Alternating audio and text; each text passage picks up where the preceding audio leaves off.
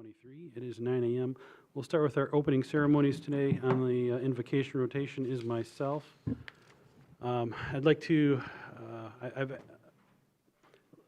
cover a couple things real quick. Just a reminder of how the invocation rotation works. Any commissioner who chooses to be on rotation can simply notify the admin office and they'll be added to that rotation. The commissioner can give an invocation themselves, say some words, say a prayer, however they choose to give that invocation, or they can allow any member of the public to come and give one that they choose.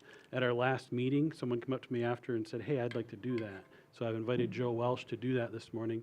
But before Joe comes up, I do want to recognize events going on in the greater world and our ally Israel being under attack. And I'd like to offer a moment of silence to think of the men and women of Israel who are under attack. So if you join me in a minute of silence.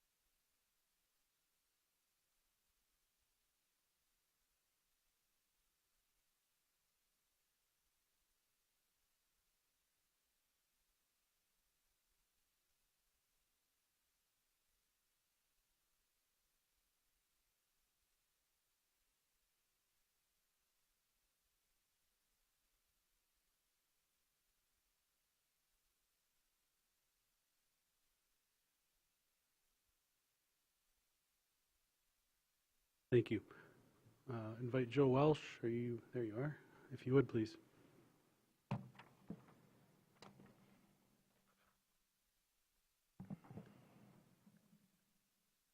From Psalm 94, verses 16 to 22. Who will rise up for me against the evildoers? Who will stand for me against the workers of iniquity? Unless the Lord had been my help, my soul would soon have settled in silence. If I say my foot slips, your mercy, O Lord, will hold me up. In the multitude of my anxieties within me, your comforts delight my soul. Shall the throne of iniquity, which devises evil by law, have fellowship with you, O Lord? They gather against the life of the righteous and condemn innocent blood. But the Lord has been my defense and my God, my rock of refuge. Lord, we ask for your blessing over this commission this morning, that you would guide our commissioners to form policy and make decisions that would be good and just in your sight. That you would give each commissioner, as well as the clerk and all other county officials, wisdom, knowledge, and understanding. That they would honor your principles and precepts in the duties of governance they are charged to carry out. In Jesus' name. Amen. Thank you, Joe. Bonnie, can we have the roll call, please? Oh, pledge. Yeah, join me in the Pledge of Allegiance. Thank you.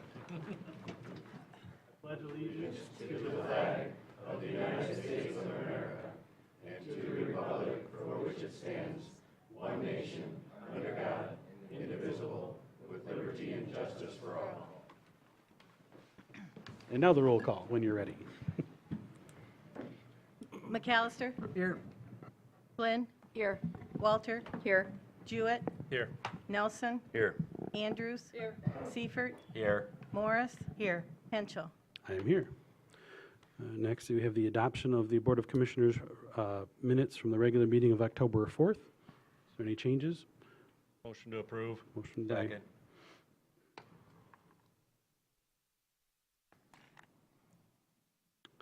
Okay, we have a motion by Jewett, second by Seifert. Any further discussion? All in favor say aye. Aye. Any opposed? Motion carries. Next, we're at first public comment. Bonnie, would you please read the rules? Any person shall be permitted to address a meeting of the Board of Commissioners which is required to be open to the public under the provisions of the Michigan Open Meetings Act. Public comment shall be carried out in accordance with the following board rules and procedures. Any person wishing to address the board may state his or her name and address.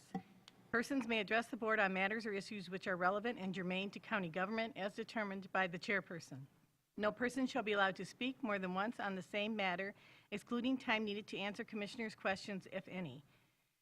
The chairperson shall control the amount of time each person shall be allowed to speak, which shall not exceed 3 minutes. The chairperson may, at his or her discretion, allow an additional opportunity or time to speak if determined germane and necessary to the discussion. Public comment will be solicited during the 2 public comment periods noted in Rule 5.4 Order of Business. However, public comment may be received during the meeting when a specific agenda topic is scheduled for discussion by the board. Prior to the first public comment, the chairperson will indicate the topics on the agenda for which public comment will be accepted.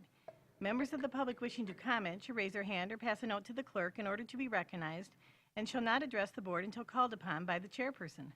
The board shall not comment or respond to a person who is addressing the board. Silence or non-response from the board should not be interpreted as disinterest or disagreement by the board. Please be respectful and refrain from personal or political attacks. Thank you, Bonnie. If anyone would like to address the board, please step up to the podium at this time.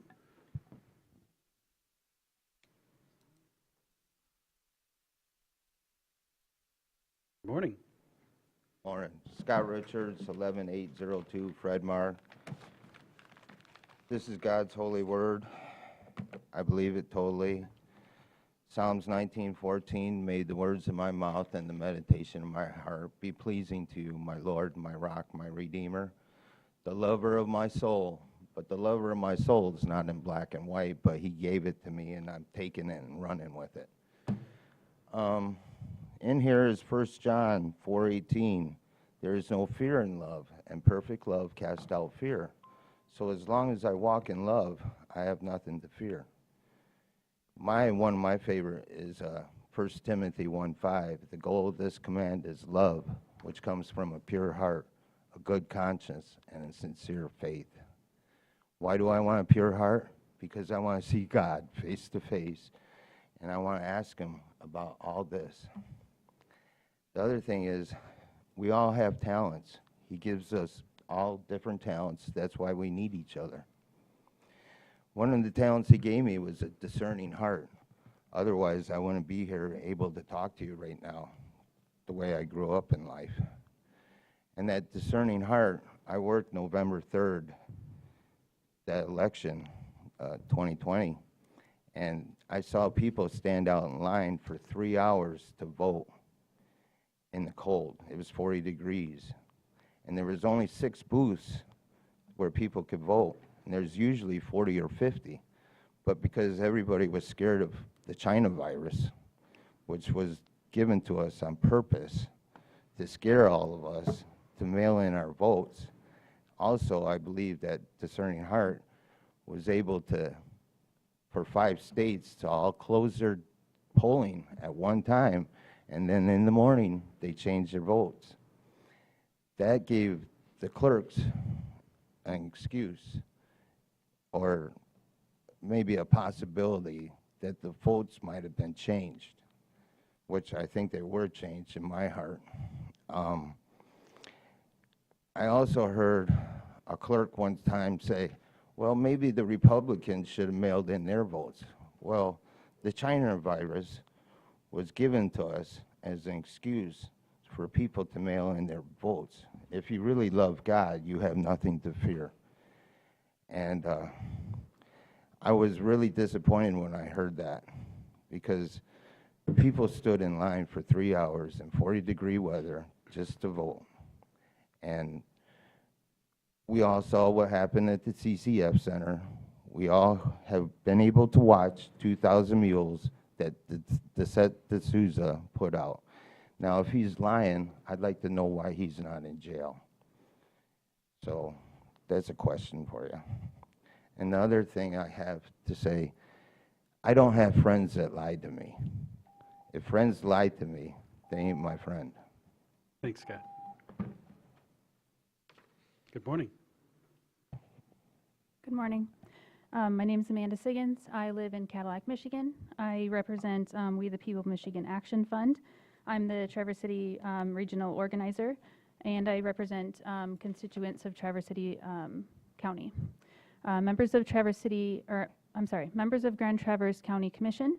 On behalf of the people of Grand Traverse County, I'm writing to ask for your support of Michigan House Bill 4947, which will restore local government's ability to stabilize rental prices in the community by repealing a law that preempts the authority at the state level. It is no secret that the lack of affordable housing impacts thousands of your constituents every day. Traverse City area public schools alone self-reported that 357 minor students face homelessness in this county that you are tasked to represent. Our youth should be focused on learning and seeking opportunities for their futures, not worrying about where they will sleep each night. If the Michigan Legislature passes House Bill 4947, Grand Traverse County will be able to assess and implement our own critically needed rent stabilization measures according to the needs of our community. We're asking you today to sign the following statement of support for the Michigan House Bill 4947, 2023, which will repeal the 1988 preemption law that currently prevents local government rent stabilization. Together, we can stabilize the rent market here in our community for the families who rely on us. I would also like to invite you to a meeting with constituents where we can share research and our lived experiences with this important issue. Respectfully, Amanda Siggins, Traverse City Regional Organizer, We the People Michigan Action Fund. And I have a letter for each of you that I can hand out after the meeting, and a letter that you can check out. And I would like to get your contact information to reach out to you individually to just kind of see where you're at and give you more information after the meeting. Thank you. Thanks, Amanda. Good morning. Bring that up a little bit. My name is Dr. Christopher Crane. I live at 10240 East 22 Road, Manton, Michigan, so I'm not a resident of Grand Traverse County, but a resident of Wexford County. But I'm a colleague of Amanda Siggins, working with We the People. Over the past couple of months, I've been attending the Traverse City Commission meetings and regarding to the development of ordinance amendments, pilot resolutions about increasing housing availability, housing affordability, that sort of the issues involved that correlate and emphasize housing instability in the region. Contentious to say the least. And especially even this last meeting just Monday. One of the main issues that was always raised was about quality of life. Right? I heard quality of life, quality of life. And though that's an important issue, that's an important issue for communities, that's an important issue for each individual. But when we talk about quality of life, oftentimes we forget about what matters to the actual people that face housing insecurity or instability.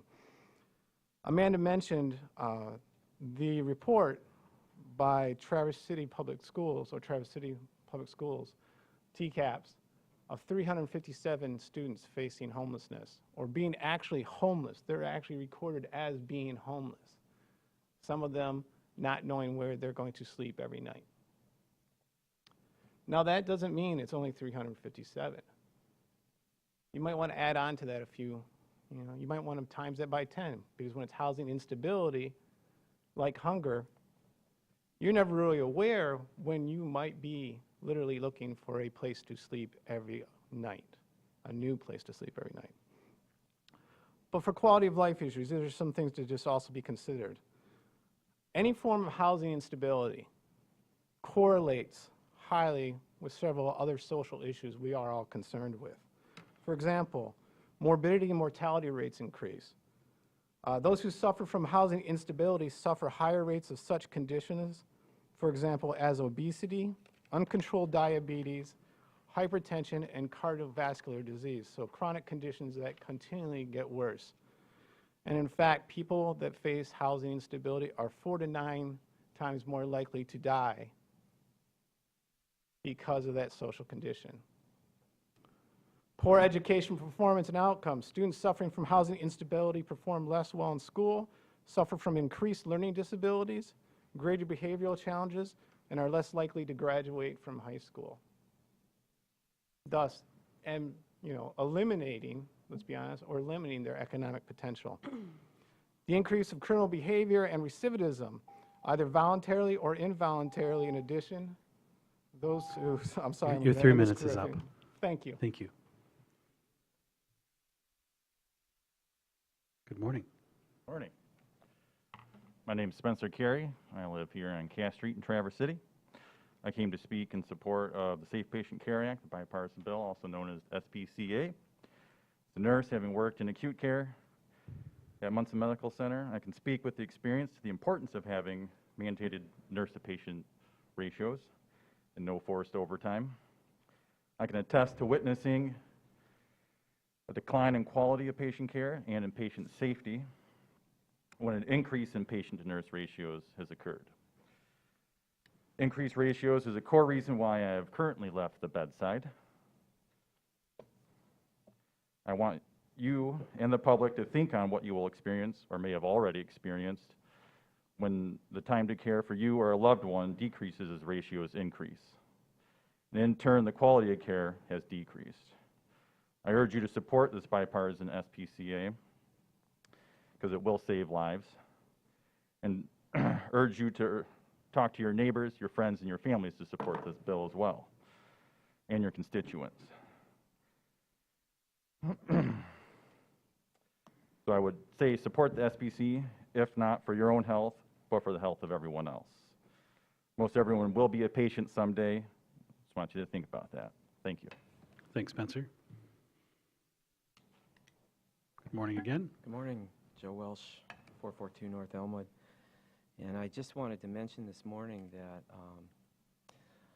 I was a resident of Broward County, Florida in 2000 during the presidential election. And the morning of the election, mysteriously there were all these road construction projects that started. And indigent minorities were faced with a choice of whether or not they were going to go to the polls and risk losing their jobs in an era where everybody had to work, or just go to work. And as residents, we all saw what happened. And I'm sure you all remember that the court decided that election that year. And I'm sure that you all remember that the presidential regime that took power as a result of that election fomented 2 decades of foreign wars, untold millions of lives destroyed, carnage and chaos, and at the expense of regular folks who just wish to raise their families and live their lives. This is not a partisan issue. And as we stand today, teetering on the brink of a third world war in the nuclear age, nuclear arms saber-rattling worldwide, I think that I'm going to ask that we tone down the rhetoric and we don't label anyone who would question election as creating a hostile work environment. We all need to work together. I've been with Bonnie many times. I love working with Bonnie. She's very sweet. I even brought them ice cream, and we have a good relationship, and we need to work together on these issues, because the fact of the matter is that our lives and our children's and our grandchildren's lives may very well be at stake if, in fact, nefarious actors are seeking to subvert our election system. Thank you for your time. Thanks, Joe. Good morning. Morning. John Dispelder, Peninsula Township. I want to talk about the presentation that's coming up from Munson this morning about their opposition to the nurse staffing legislation that's pending. I want to point out that the legislation that's pending certainly looks like it's got bipartisan support. And I guess I'd have to say I was a little surprised to see Munson being granted access to the monitors, the microphone, the recording, the public presentation about their opposition. And I was just wondering, you know, I look around the room, and I think I see a lot of people who are probably in support of that legislation who don't have that same platform. And I, as a citizen, I have to ask myself and ask you, why is it that Munson is given that platform? I'm not going to speak to the merits of the legislation. I'm not going to speak to the merits of Munson's position on this. Honestly, these are tough issues that we're all having to deal with. But I would ask all of you to consider, why is it that we're tilting in that direction? And can we do some things to make sure that we're looking at this fairly and publicly? As a member of the public, it doesn't look to me like that's the way it's going to play. I hope that there are other voices that are heard this morning that will help counterbalance that, but there's nothing like being on the agenda to have some heft. So thank you for listening. Thanks, John. Good morning. My name's Laura Newman, and I live in East Bay Township, and I'm here about the Safe Patient Act on a personal level. I feel that Munson is not supporting the nursing staff the way they need to. We have a nursing shortage in northern Michigan. It's evident that they have struggled with this, especially post-COVID. I did not come prepared to talk. I am talking from my heart. So in terms of that, I just want the board to really look at what will occur if we do not have Safe Patient Acts in Michigan. 18 other states have already passed it. It is prevalent that we are having nurses leaving the field in Michigan. We are struggling in Michigan to even bring employers, and one of the things people look at to move to Michigan is whether or not there is a good hospital system. Traverse City used to be wonderful. I worked at Munson. My husband worked at Munson. My daughter was raised in Munson. She's a nurse. She hates it. Strong words, possibly. She's there today. But I want it to be known that if we don't protect our nurses, we don't protect our families and our children and our parents. So please consider supporting this. I know that it's controversial financially, and I know that Munson will threaten to close beds and make health care less available to you. However, if you're there and you don't have a nurse, you don't have health care. Thank you. Thank you, Laura. Good morning. My name is Lisa Kitchens. I live on Pinewood Court. And I also want to talk about the Safe Patient Care Act. I am a nurse in the ICU at Munson. I've been there for almost 10 years now. I did leave for most of last year and was working in Massachusetts, where they do have, for critical care, a form of the Safe Patient Care Act. And I will say that it was amazing to see the difference when you actually have time to be with your patients and invest. You know, we're supposed to teach, monitor, if you're not there to watch for changes, nobody is going to see that. And having been there for almost 10 years here, I've seen a decline. One of the hardest things in my job is the distress that comes from knowing the level of care I want to give and then seeing what I'm able to give.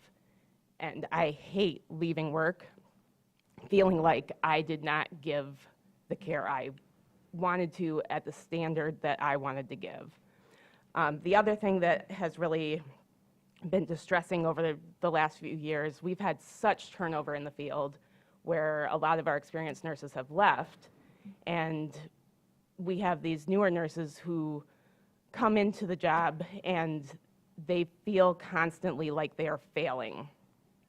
And the problem is that it's not a matter of them failing.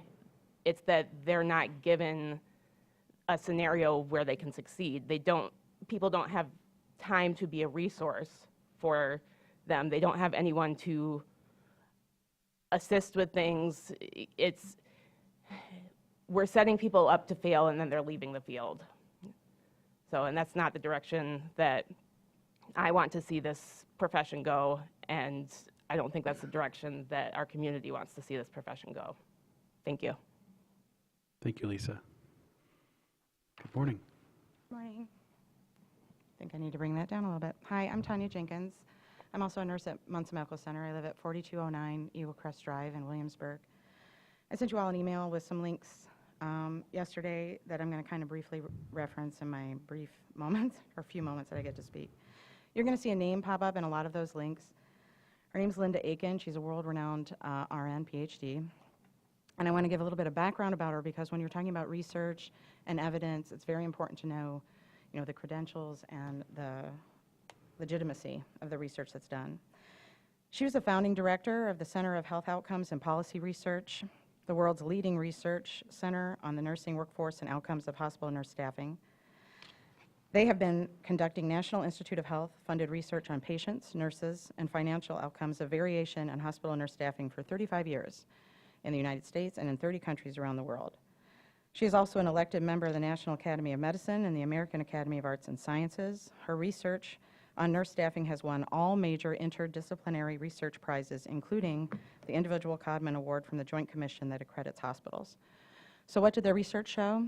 Well, in 2018, which was prior to COVID, published findings showed significant associations between lower patient-to-nurse ratios and lower risk-adjusted mortality, that hospitals with the best nurse staffing had 30% fewer hospital-acquired infections, that for every one additional patient added to a nurse's workload associated with a 6 to 9% increase in readmissions within 30 days for pneumonia, heart failure, and acute MIs, an 8% increase in readmissions after hip and knee surgery, a 3% increase in readmissions after general surgery, and 11% increase in readmissions for hospitalized children. Additional studies published in January and July of 2023 concluded that chronic nurse understaffing and poor work environments in hospitals that existed prior to the COVID-19 pandemic and then worsened during it are the major explanations for why many hospitals cannot hire and keep nursing. Additionally, they found a high and widespread burnout among clinicians in hospital practice that was associated with frequent turnover and patient safety concerns. Kevin Mahoney is the CEO of the University of Pennsylvania Health System, based in Philadelphia, and he's publicly endorsed the Patient Safety Act legislation in that state this summer. He supports it because he found that evidence-based research data, and I quote, overwhelmingly showed safe staffing standards will help relieve nurse burnout, improve care for patients, and create better work environments to attract and retain dedicated frontline caregivers. As both Kevin and Linda have stated, we should not be afraid to follow the evidence toward new approaches when the status quo is broken. Right now, the understaffed and overworked nurses within our industry, this current status is not sustainable. No matter the industry, if you cannot provide a safe working environment, physically and psychologically, you cannot retain staff, full stop. An unsafe working environment for a nurse results in a decrease of quality of care for patients, including an increase in medical errors. Thank you. Thank you, Tanya. Good morning. Morning. My name's Diane Grix. I live on Wyatt Road in Traverse City, and I've worked at Munson 33 years. My career is 49 and a half, most of it bedside nursing, and most recently at Munson in the cardiothoracic, like the open heart unit. I read the MHC concerns before I came here, and I have some questions that I'd like to ask.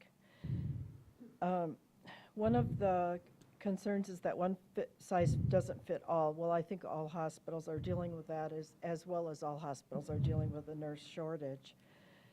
I think that we need to focus on what Munson can do and not worry about what other people are doing. I mean, I think if you make the problem smaller, it'll be easier to handle. RN input needs to be valued and listened to. We're the ones at the bedside, we're the ones doing the work, so ask us. as far as recruiting and retention and proper training, what are the incentives for retention? They have been removed gradually over the years that I've been at the hospital. Do you know what RNs want for retention? Their answers might surprise you. It seems that over the years that I've worked at the hospital, and I retired September 24th, and my retirement, I intended to work until through the spring of next year, but I retired because adding a patient to my workload when I'm working 12 and a half hours and having to stay 45 minutes after work to chart and getting a break at 3 or 4 in the afternoon was not meeting my needs, and I had to have some boundaries, so I retired earlier. Nurses who feel a part of something good, feel valued, and have time to take care of their own needs, like taking a break or having their meal on time, want to go to work.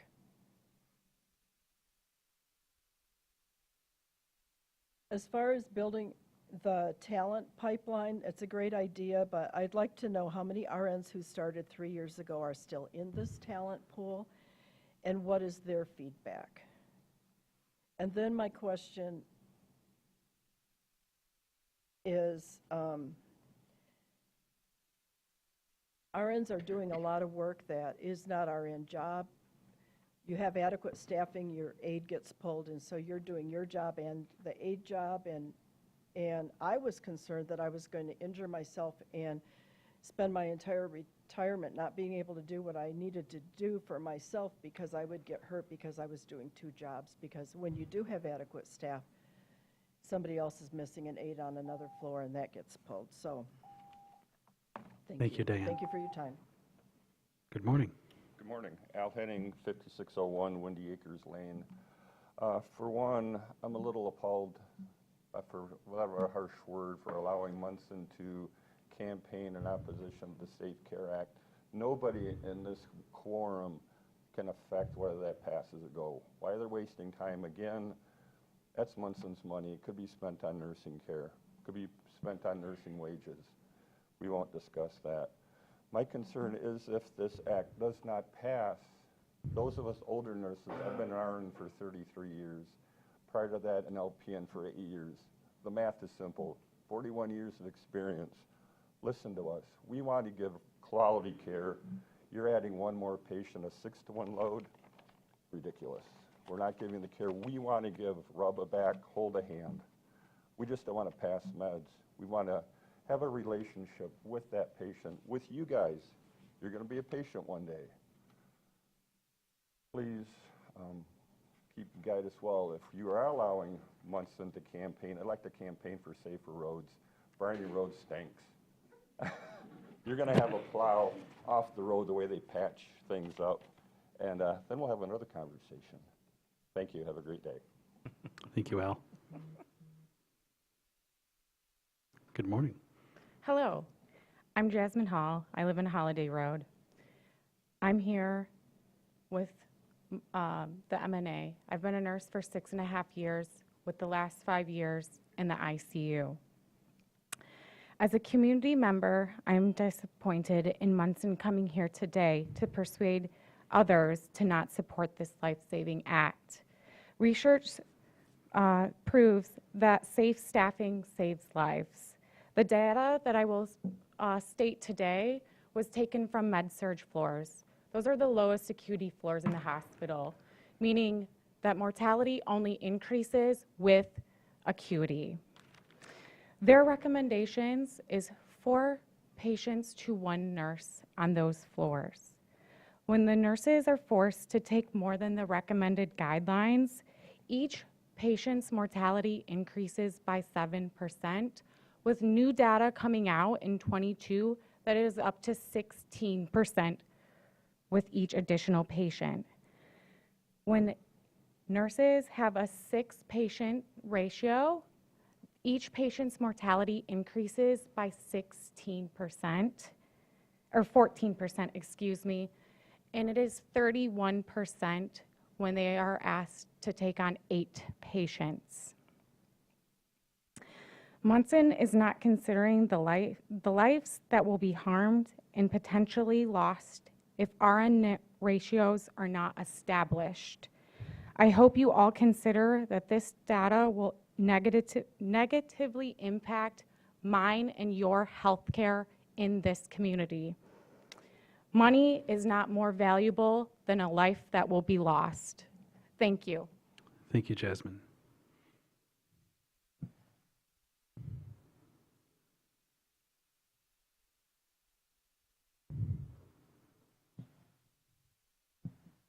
Good morning.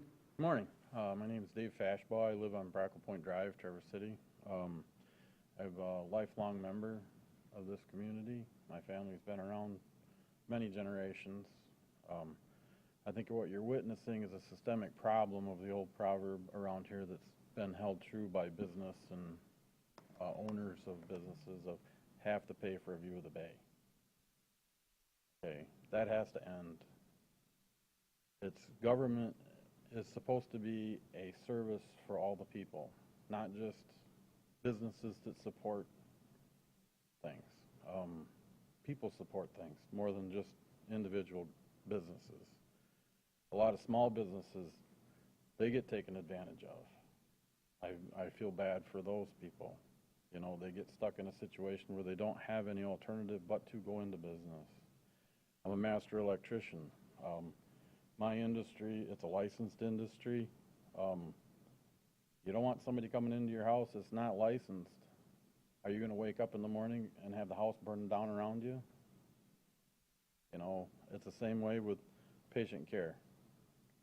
You want somebody working 20 hours and having to take care of you while you're laying there trying to survive? Forced overtime, it's not good. It's not good in my industry. I see it, you know, you end up with a shoddy installation. A lot of times it doesn't get caught.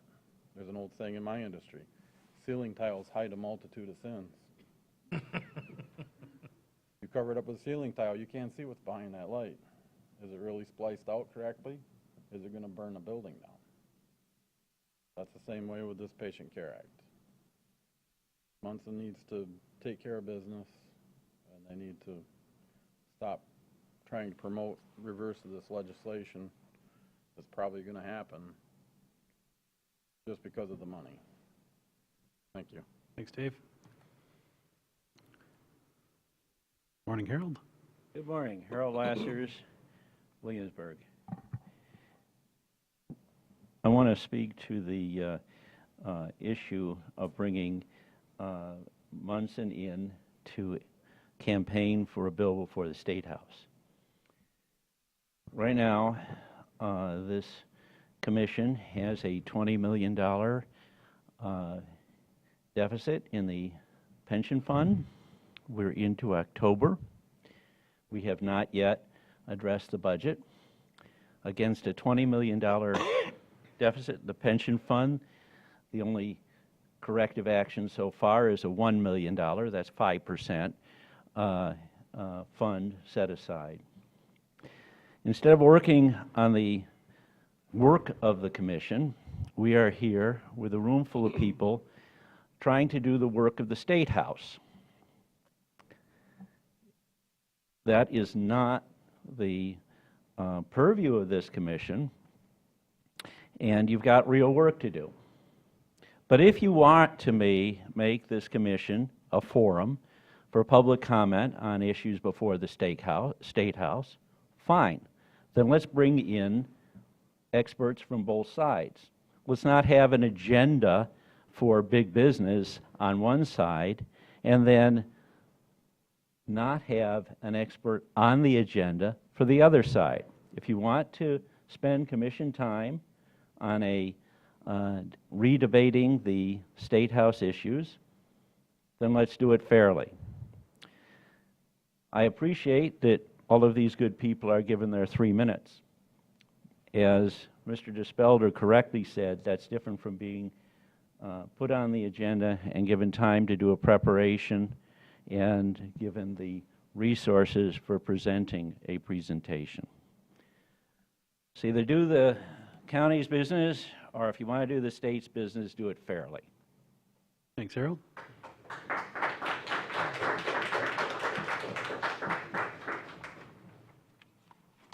All right, looks like there's no more. We'll move on in the agenda. Next, we have approval of the agenda. Mr. Chairman, I move that we approve the agenda as presented. Motion by Jewett. I'll support that. Motion by Jewett, support by Henschel. Any further discussion? Commissioner Andrews. Yes, I'd like to propose the addition of an item to 7C to 7A, an additional public comment period following the Munson Healthcare presentation from the CFO of Munson. Get a chance to, responses to the comments until after our discussion. And in light of the obvious one-sided perspective, it seems having those who are present and want to speak specifically to the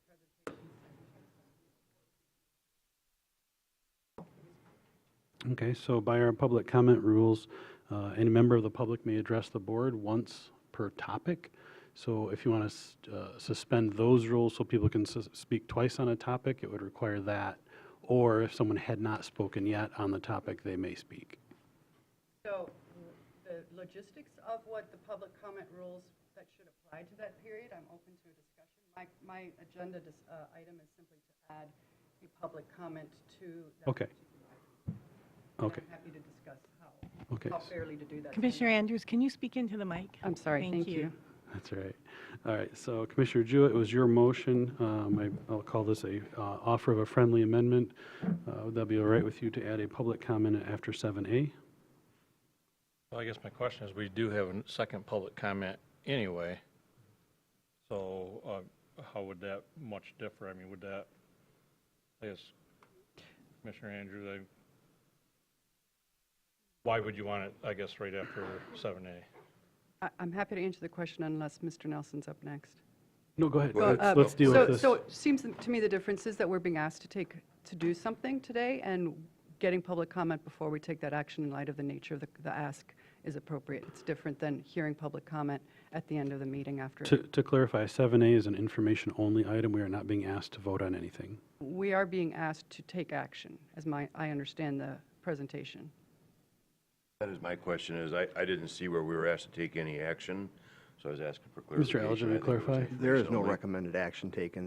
In the PowerPoint, I think Munson has information in there saying if you want to reach out to your legislature, you can. There's no recommended action at all. This was an update only. Okay, so there's no board action being recommended. No. So, Mr. Jewett? Yeah, I'm fine with amending it. I guess I don't see the benefit because we do have a second public comment, and it is a non-action item, but I'll be fine with that amendment. Okay, I'll accept it as well as the second. So we will add just a brief, well, might not be brief. We'll add a public comment after 7A for public, and perhaps even the Munson presenter would be willing to clarify after that public comment anything that comes up that's new. We'll give that opportunity for a good discussion. I will clarify this. This item was suggested by the administrator. I agreed to it for reasons of I do see both sides of this, and I want to ask some hard questions of the presenter.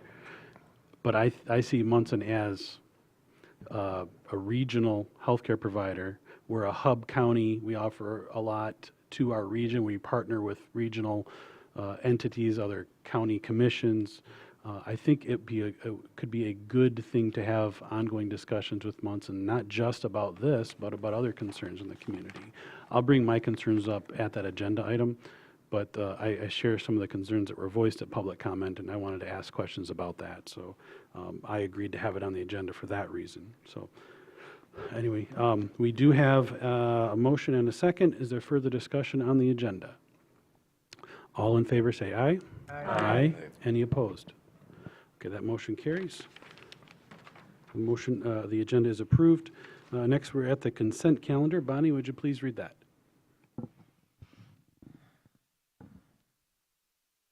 The purpose of the consent calendar is to expedite business by grouping non-controversial items together to be dealt with by one commission motion without discussion. Any member of the commission staff or the public may ask that any item on the consent calendar be removed and placed elsewhere on the agenda for full discussion. Such requests will be automatically respected. If any item is not removed from the consent calendar, the action noted receive and file or approval is approved by a single commission action adopting the consent calendar. A, receive. Number 1, Road Commission Regular Board Meeting Minutes of August 24th, 2023. Number 2, Grand Traverse Conservation District September 2023 Report. Number 3, Expenditure Report. Number 4, Department of Health and Human Services Pavilion Board August and September 2023 Meeting Minutes. Number 5, Incoming Call Summary by Department. B, approvals. Number 1, Michigan Department of Environmental, Great Lakes and Energy Grant Renewal Agreement. Number 2, National Opioid Litigation Settlement with Masters Pharmaceutical. Number 3, GovInvest Software as a Service Licensing Agreement Renewal, Additional Services. Number 4, ARPA Funding Reimbursement Requests. Number 5, Domestic Violence Awareness Month. Number 6, Department of Health and Human Services Board appointment. All right, would any members of the commission, Commissioner Flynn? B5, please. B5 for Commissioner Flynn. Commissioner Andrews. B3. B3 for Commissioner Andrews. Would any other commissioners like to remove something from the consent calendar for full discussion? Do we have a motion to approve with the exceptions of B3 and B5? I'll make that motion. Second. Motion by Flynn, support by Morris. Any further discussion? Roll call vote, please. Flynn. Yes. Walter. Yes. Jewett. Yes. Nelson. Yes. Andrews. Yes. Seifert. Yes. Morris. Yes. McAllister. Yes. Henschel. Yes, that motion carries. Brings us to special orders of business 7A. We have a very brave Laura Glenn here, I think. Yeah, I'd like to introduce Laura and Tammy Putney from Munson Medical Center. As the chairman stated, I did bring this for board consideration as an update only. When I was at a recent luncheon, Matt Willey, the CEO of Munson, spoke about this legislation and the potential impact on what our community hospital may face. I simply asked him if he would like to come update the board as to the status of Munson and this legislation, and he took me up on that offer. So Matt was not able to attend today, but Laura is here to provide that update. Laura, thank you for being here. All right, thank you, and thank you for the opportunity to talk about clearly a very important issue, and appreciate our nursing colleagues for being here and sharing their perspectives. I think, and I actually have our Chief Nursing Officer, Tammy Putney, here with me today. She's going to speak to the issue, but I just want to note that this is clearly an important and complicated issue, and you know, our opposition to the legislation, it's not related to money. It's not related to not wanting to hire more nurses. We're trying aggressively to bring more nurses into our organization. This is really about access and impacting access to healthcare in our community. And again, I'm going to let Tammy speak to the specifics and then happy to answer any of your questions. Morning, Tammy. Thank you. Hi. Thanks, Laura. Right into the microphone if you would. All right. Thanks. Thanks. All right. Well, thank you for allowing me to speak today. Very appreciative. Very appreciative of Spencer and Lisa and Tanya and Diane, Al, Jasmine. Certainly, you guys are an amazing team, and I just want to make sure that everyone in the room knows we're all on the same team. Like we are the team that cares for people at Munson. A few very important points. Diane brought up some really great points. The bedside voice does matter. We have a lot of different mechanisms for that throughout the day, but also via a shared governance structure where the bedside staff are actually, it's nurse-driven. So we do have those structures. Just a couple other points. We have given historic wage increases and retention bonuses. We have I mean, I personally have met with many of you, and we have a great collaborative contract that does deal with a lot of the topics we're going to talk about today. Diane's most important point was an important point that we need to talk about today, and that's she told you that she didn't have enough help with support staff at the bedside. And that is one of the things that makes the job of the nurse exponentially more challenging. I appreciate Jasmine's comments and Jasmine's expertise at the bedside in the intensive care unit. Our contract guidelines align pretty closely with the legislation, and that's 1 to 4 to 5 nurses. The legislation is 1 to 4 in med-surg. Jasmine mentioned 8 to 1, and we don't put nurses 8 to 1 in med-surg. So not countering, just explaining. The reason I'm here is to provide information for you, and very much welcome any question that you have, and I'll do my very best to answer it. I do want to also bring up, before I start into the explanation of the legislation, that Munson is a 5-star rated CMS hospital. Only 8% of hospitals have that recognition. The quality outcomes have not decreased, and we're one of the most regulated regulated entities in the industry, like very, very regulated through the Joint Commission and CMS. Leapfrog safety grade A ratings year over year. So, and with that, I'd like to take an opportunity to talk a little bit more about these bills.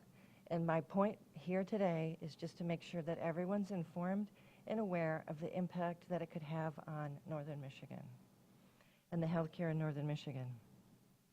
There's a mandatory minimum ratios bill. I think you see it on the screen here. So, mandatory minimum ratios bill, there's a prohibition requirement for overtime and adding reporting requirements for transparency of staffing ratios. I'm going to make a statement, and that is that ratios do matter. It does. Ratios matter. What's the magic number? It's variable, right? And it takes a lot of operational skill and expertise, and that happens at the front lines. So maintaining local decision-making by the experts is really important. And so when we say one size mandate doesn't fit all, that's what that means. Government mandation shouldn't regulate acknowledgement of nursing skill set and the ratios at the bedside.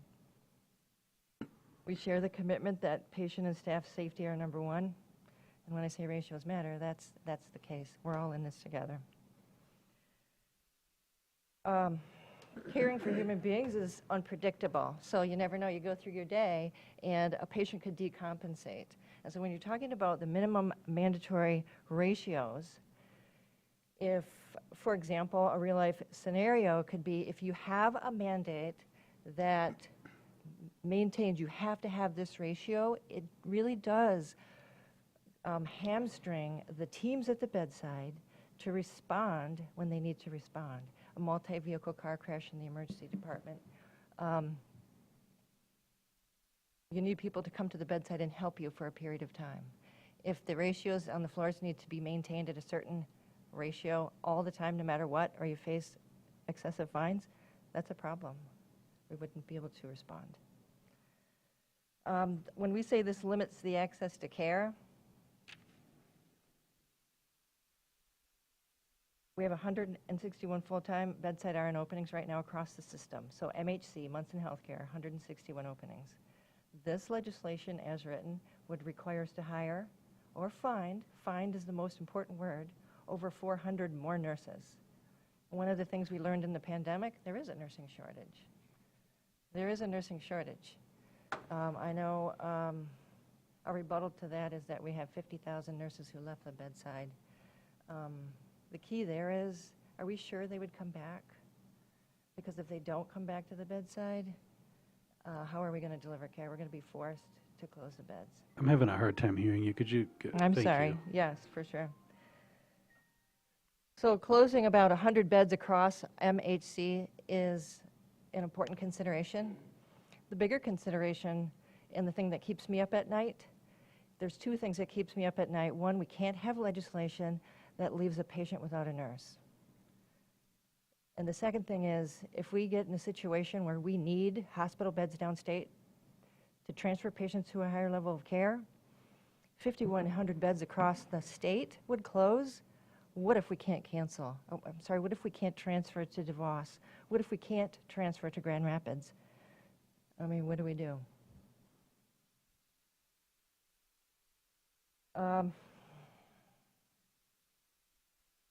13,000 nurses we'd have to find. We're already short 8,500 in the state of Michigan.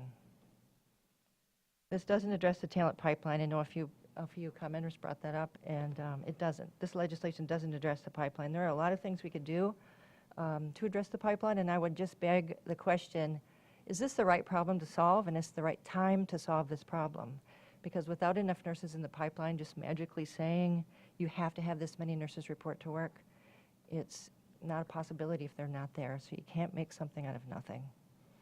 There's a lot of things we could do. There's other legislation. Lowering the Michigan Reconnect is an example. Lower that age to 18 and give people more opportunity. Diane Grix brought up a great point. There wasn't enough help at the bedside, and that's part of what contributed to what she described as burnout and needing to leave. She brought up the nursing assistant role. Creating access and opportunity is going to be the first step. The intent of the legislation is good. We can all agree on that. But we are the same team. Like, we are on the same team. Yeah. So,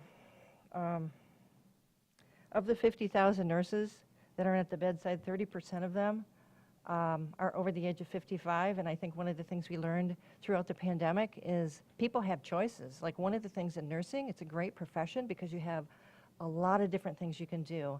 And during the pandemic, it opened up a lot of other opportunities for nursing, most importantly, virtual nursing, work from home. There's a lot of things. So are those people going to come back to the bedside? So again, are we solving the right problem here?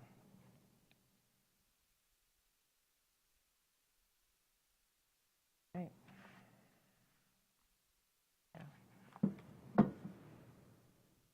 So maybe just to summarize, our key concerns, and as Tammy articulated them, it's about access. It's about access in our community when patients need care, and it's about solving the right problem. The problem we have is one of our talent pipeline, our workforce, and the bills do nothing to address that problem. So we are in opposition to the bills as written. Clearly, that's our stance. I think it's also important to note that the American Association of Nurse Leaders shares our stance and is also opposed to this package of legislation as written. So is the American Nursing Association Michigan chapter, also joined in opposition. So we are not alone in opposing this. And again, we stand for safe staffing. We want to hire more nurses. We want to bring more members of the healthcare profession into the pipeline, hire them within months in healthcare. So we stand for all of those things, which really are common goals with our nursing colleagues. I think what we disagree on is that this legislation really does not solve the root problem that we're facing, both here in northern Michigan, but really across the state.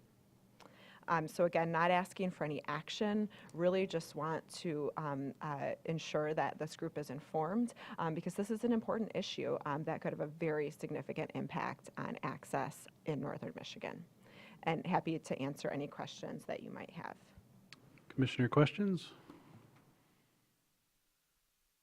I guess my question is more of the, this isn't something this board is going to solve, and this is more for an awareness issue. And I was just hoping to hear more of if these House bills just disappeared off from the state's purview, there's still a problem. And what does Munson, what do you and the leadership of Munson see as the solution to this problem?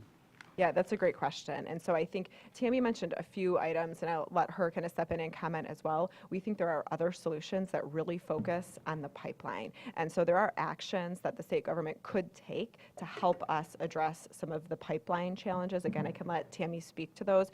That is where we're focused. That's where we're focusing our energies on how do we hire more staff, how do we bring more individuals into healthcare. Bigger than just a nursing problem that we have to solve. More healthcare workers left healthcare during the pandemic than we have in the pipeline to take those jobs. So whether we're talking about nursing or radiology techs or surgical techs, it unfortunately is the same problem. And so we have focused a lot of energy on how do we work with our local school systems, colleges across the state and locally to create innovative ways to build the pipeline and attract healthcare workers to come to Northern Michigan. And Tammy, do you want to speak to a couple of the legislative actions that we're supporting through the Michigan Hospital Association? Yeah. So we mentioned the 31 state licensure compact. That would give the ability for anyone in 31 specific states to be a nurse in Michigan immediately. Another one is the Michigan Reconnect, so lowering the age to 18, adding opportunities for four-year colleges to participate in that. Increasing penalties for healthcare violence to healthcare workers is a big one, because that is his pressure point at the bedside is no one should be able to punch a nurse in the face. So we are addressing locally through a lot of different pathways, apprenticeship programs, and doing a lot of different things like Laura mentioned with TCAPs, starting at grade 5 to expose people to healthcare to just try to build the pipeline. Fair wages, benefits, retention, recruitment strategies. One of the big challenges in the nation is the first-year turnover of a new nurse. It's been an issue for a very, very long time, way pre-pandemic. The turnover is high. We've implemented in partnership with a national company to have a nursing residency program. So that is doing a great job. We're 18 months in, and we have nearly a 97% retention rate from 3 different cohorts that we've run through there so far. So we have the tools, we have the mechanisms, we have the plan, we just need time to work the plan. So again, I'm just going to go back to the pipeline's not robust enough to have an all of a sudden mandate.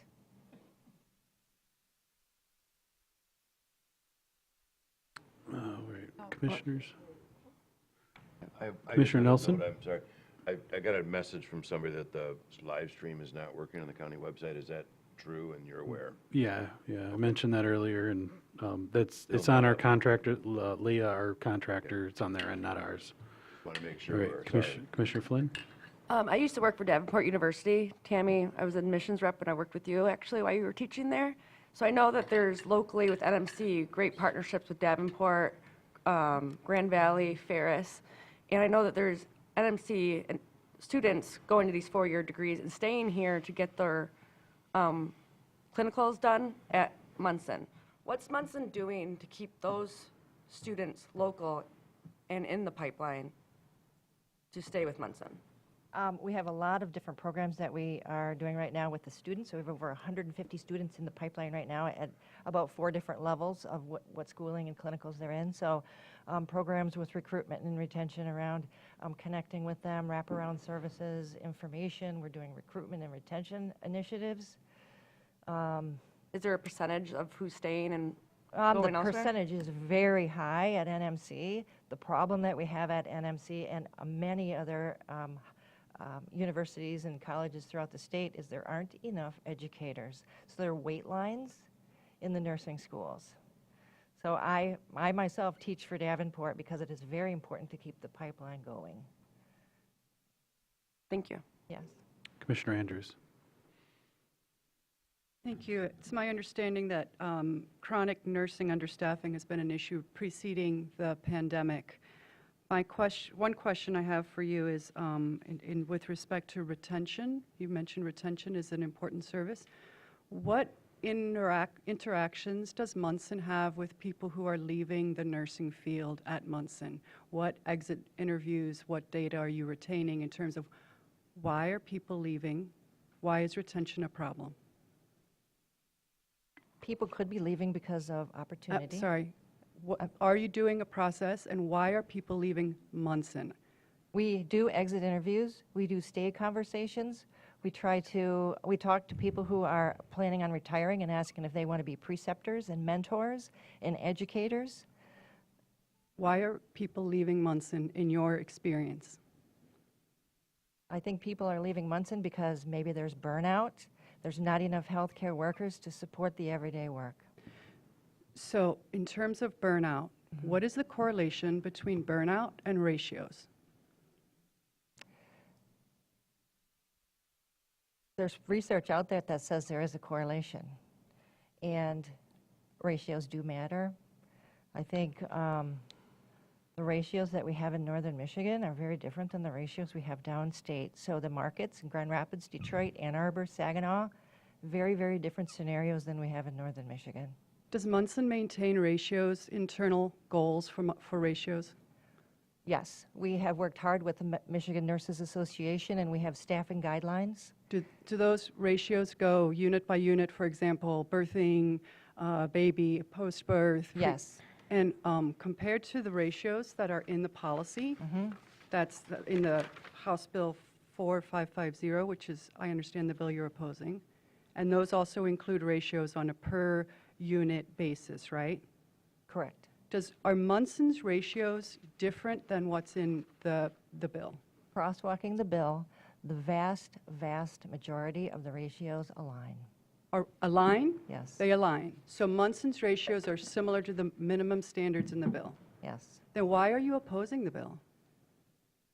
Because it goes back to the ability to respond to a surge. So if you have to have this ratio at any given time, and let's say a stomach bug goes through a unit and 4 nurses call in, you have to be able to pivot. So it sounds like your concern is not with the minimum ratios, it's with the penalty. Is that right? It's with the excessive nature of the language, and when you read the minimum ratio language and the prohibition on mandatory overtime language, it doesn't address the complexity, and it also doesn't have specific enough procedural language. So, for example... wait, let me make sure. You'd like the bill to be more specific? Sometimes, in some ways, it's too specific. In other ways, it's not specific enough. I understand from the reporting that Munson does not have a mandatory overtime concern, that you are already also in compliance generally with what the standards would be given the limited number of mandatory overtime. Is that right? Our mandatory overtime is very, very, very low. So that would not be an actual problem for Munson having that legislated? It depends on the situation. So is a concern the opportunity for flexibility in case of emergency situations? Yes. And what opportunity have you had to sit down with the legislators who are drafting this bill to raise those concerns? I have personally sat down, it was virtual, but with Betsy Kofia, and we discussed options in the language. And did you raise the fact that mostly Munson is already in compliance with the minimum ratios and the mandatory overtime, and it's the penalty that's the consideration? We talked about the penalties, and we talked about the language. We talked about the fact that the minimum, the ratios and the mandatory overtime have the procedural language in them, and I just want everyone to be aware that holding pressure on a trauma patient is not a procedure, and someone could leave in the middle of that. CPR is not a procedure, and if a CPR episode or event crossed a shift change, those people could leave. Is it your understanding that nurse... Would they? That's Would right. they? Well, I'm just talking... Come to order, please. Come to order. Listen, I'm talking about... Do I think you would? Gosh, I hope not. Come to order. This is a business meeting. Please be quiet or you'll be asked to leave. Continue. But they could.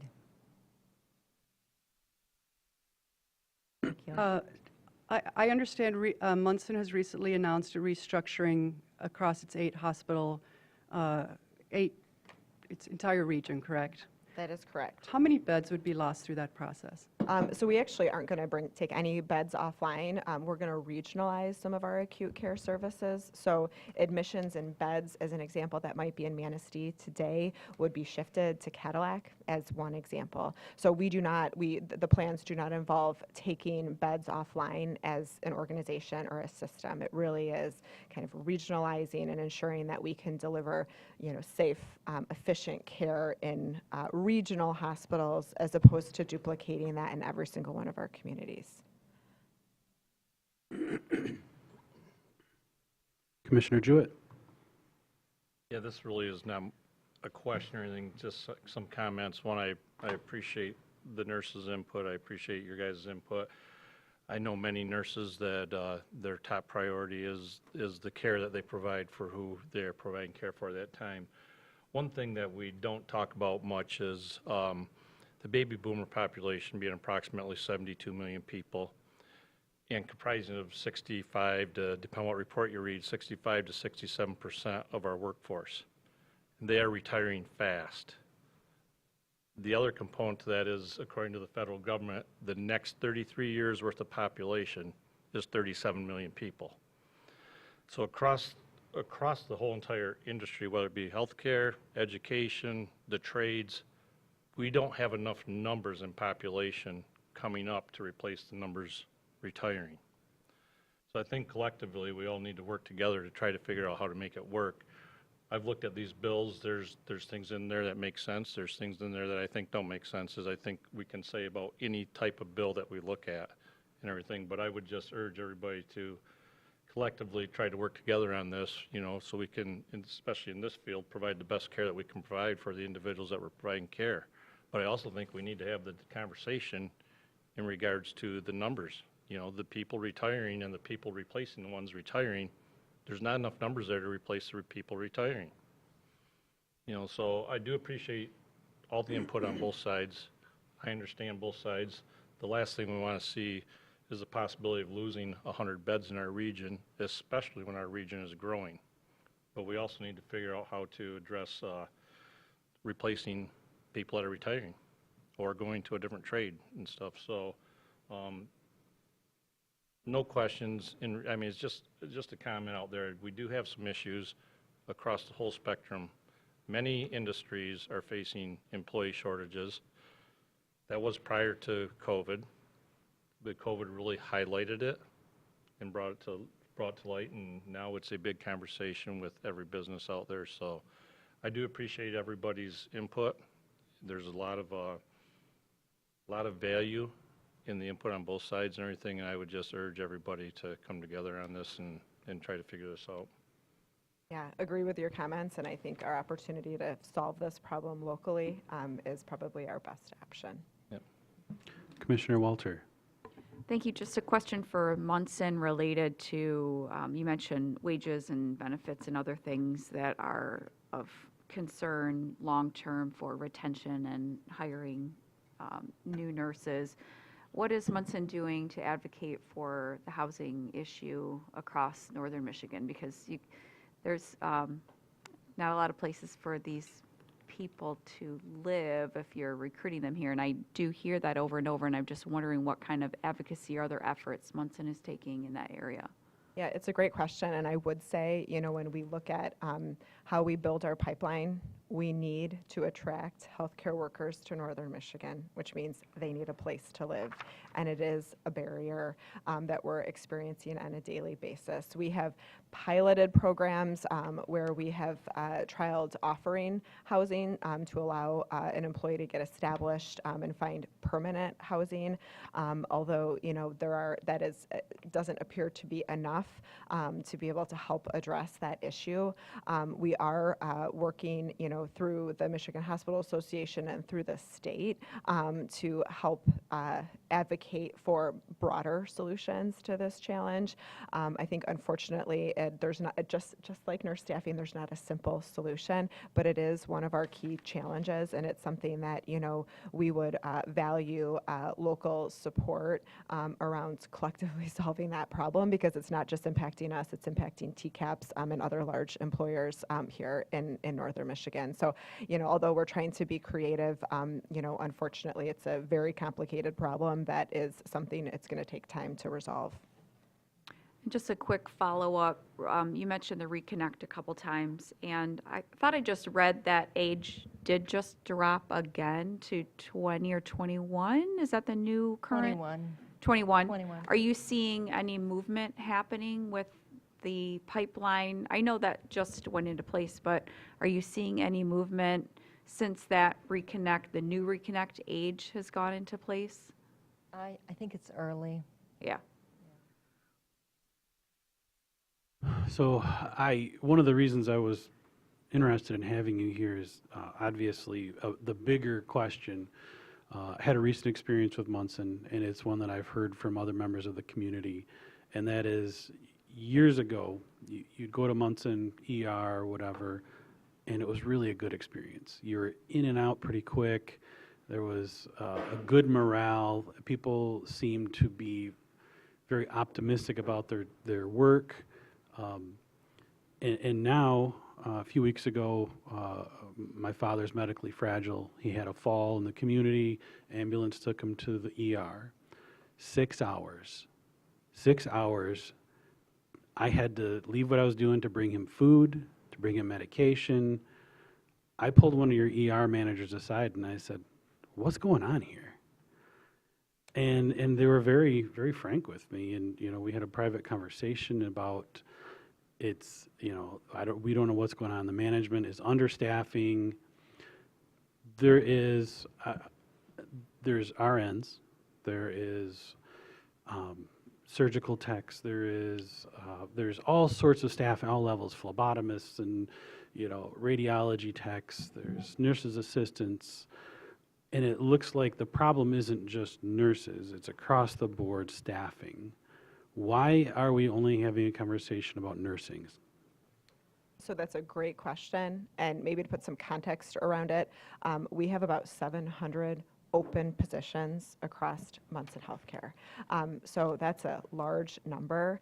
So to your point, this is, and about a third of those are nursing positions. So two-thirds of those are other members of our healthcare team, where we are having challenges staffing and filling those positions. So it is not for a lack of desire to hire more people and fill those positions. It's having that pipeline, kind of that workforce to be able to address this. And I think another part of our concern related to this legislation is it solely focuses on our nurses, who are a very important part of the healthcare team, but they are part of a team. That team includes nursing assistants, pharmacists, physical therapists, radiology techs, and we have similar challenges from a pipeline perspective with those professionals as well. So we see this as a bigger healthcare team challenge that we need to solve together, and it impacts more than just nursing.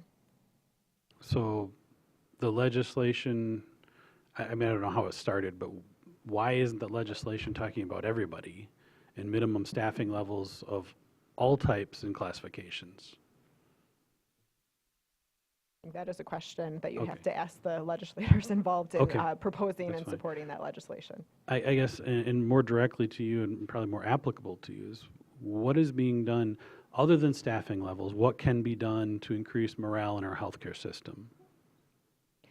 Yeah, and this is a question that we spend a lot of our time talking about and trying to solve, because it's really about culture.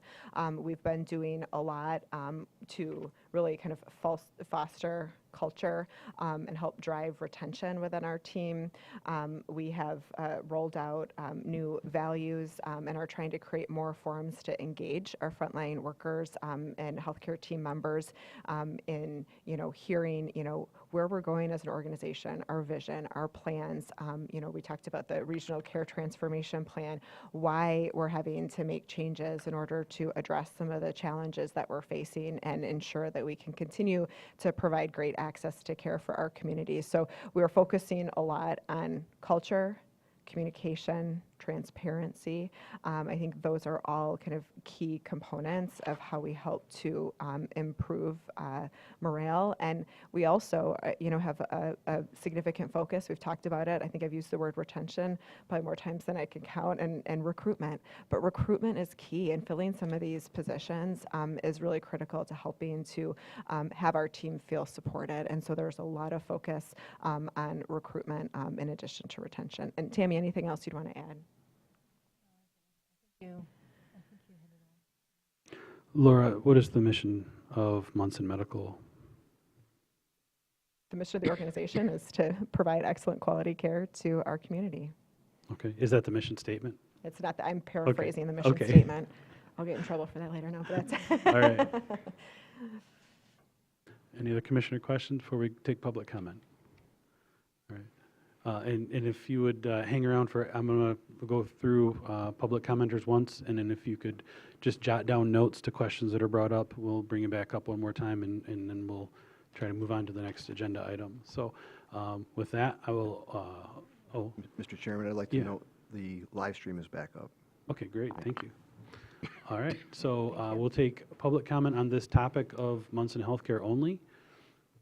So would anyone like to address? We'll try to keep these brief. Thank you. Hi, my name is Dagmar Cunningham. I live in Traverse City, 11th Street, and I've worked at Munson for 30 years, have been a nurse for 45 years. I've started working there when the conditions were peachy, and they're not less peachy now. Our focus as nurses is the patient and the patient's safe transition or safe travels through Munson, procedures, whatever happens, emergencies, and I think that's why we need a guideline for staffing. I love all my colleagues. I love my patients. I think working in the community, and I hope this stays a community place, gives me great gratification because the patients come back year after year and thank us. So thanks to my colleagues. Just wanted to have it on a happy note here. Could you say your name one more time? Dagmar, D-A-G-M-A-R, Cunningham. Dagmar. Yes. Thank you. Thank you. Good morning. Good morning. My name is Nakia Parker. I live in Wexford County. I work at Munson Medical Center as a registered nurse in the emergency department. I've been with Munson. I was a nursing student in Munson since 2003-ish. I've been working there since 2006. A year ago, I made a really tough decision to walk away from the career that I feel I was put on this earth to do, which is to be a bedside emergency room nurse. It is the thing that defines me outside of being a mom. It is that important to the fabric of who I am.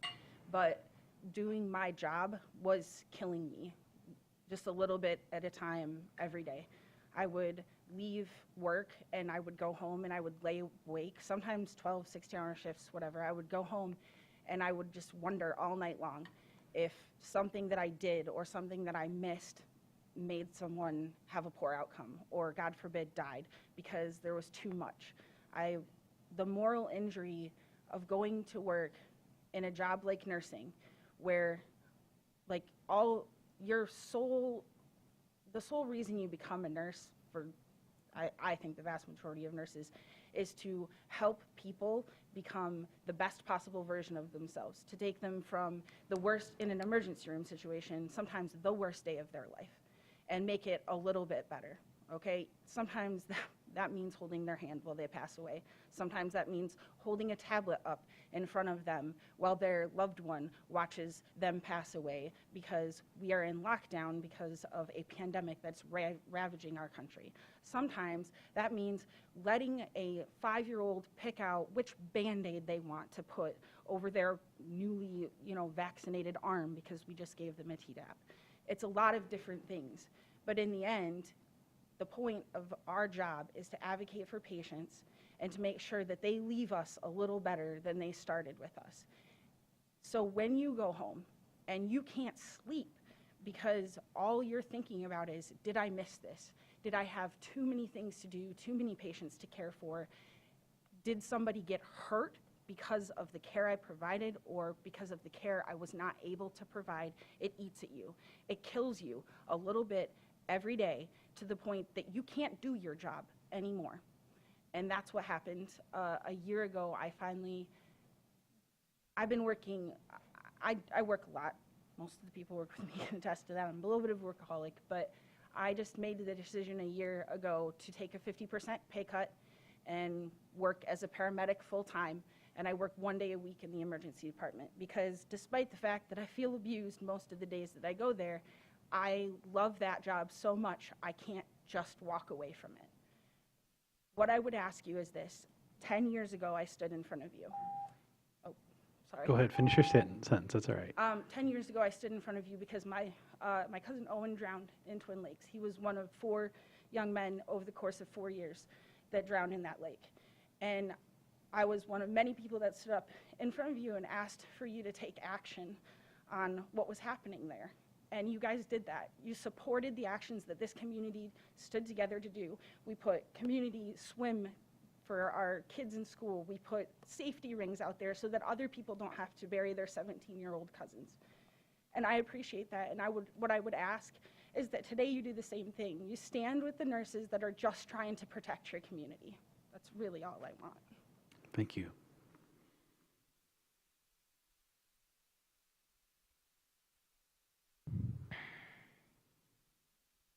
Good morning. Good morning. My name is Felinda Painter, 2871 Old Barn Road. I've been with Munson. It'll be 30 years in April. I've been a nurse for 33 years. And Nakia almost made me cry. A couple things. I started traveling in 2017. I left my position as a coordinator in the ER. I've been at Munson ER, like I said, for a long time, but I left my position because I wanted to kind of have a working vacation for the last few years that I worked. California has mandatory state patient ratios, and I travel in California. I've been back to the same hospital for 5 years in a row because they have ratios. The majority of the employees that I work with at this little hospital, Leelanau Trauma Center, pretty busy trauma center. The majority of the employees, they had a few core people, but the majority of the people went there as a traveler and took a job because it was such a good place to work. And I feel like in the past, we used to have people that came back every single year because we always needed a few extra employees in the summertime because our population increases. But we used to have people that came back every year because working in our ER was such a great place to work. You know, you had a little bit of extra time to chat with a friend. You were able to spend some extra time with your patients. While I'm here, I work about 6 months a year in the Munson Healthcare. Mostly I'm at Paul Oliver, much less busy. But we do hold a few patients that we can't get to Munson because they're busy. Lost my train of thought. I'm almost afraid to work at Munson anymore because when I do, I get there, it takes me an hour and a half to catch up to give appropriate care to my patients. A couple of years ago, there was a nurse that was charged in another state criminally for making a horrible medication error. I was crushed when I read the letter that was put out that said that we've given you the tools. If you follow all the tools and everything that we've given you, that won't happen to you here. Well, tools aren't people. Tools are not coworkers to help us keep our patients safe. We do have great tools, but sometimes it's so busy and said tool doesn't work and we do something and ends up being a problem. You know, I want to keep my license. I have 7 years until I should be retiring. A year from November, I'm done. I'm a nurse that's leaving before I should. That's all I have. Thank you. Anyone else?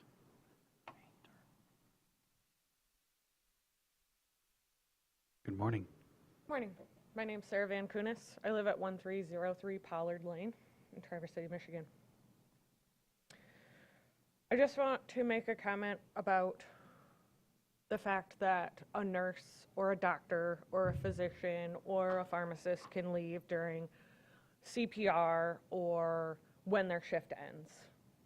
It is our oath, and it is against state law, I believe, that you're abandoning that patient if you leave. So that comment, I feel like, is completely absurd. I started my position as an RN in long-term care in Kalkaska. I worked there for a year and a half. Any given day, I'd have 15 to 30 patients. What was I doing for those patients? Giving them medication. I wasn't assessing. I wasn't making sure they were safe. That was what I relied on my nursing aides for. Now I'm in a critical care role. I feel like I can't keep my head above water most days, eating lunch at the desk because I don't have time to take a lunch while I'm doing my nursing job. It's scary for me. I'm young.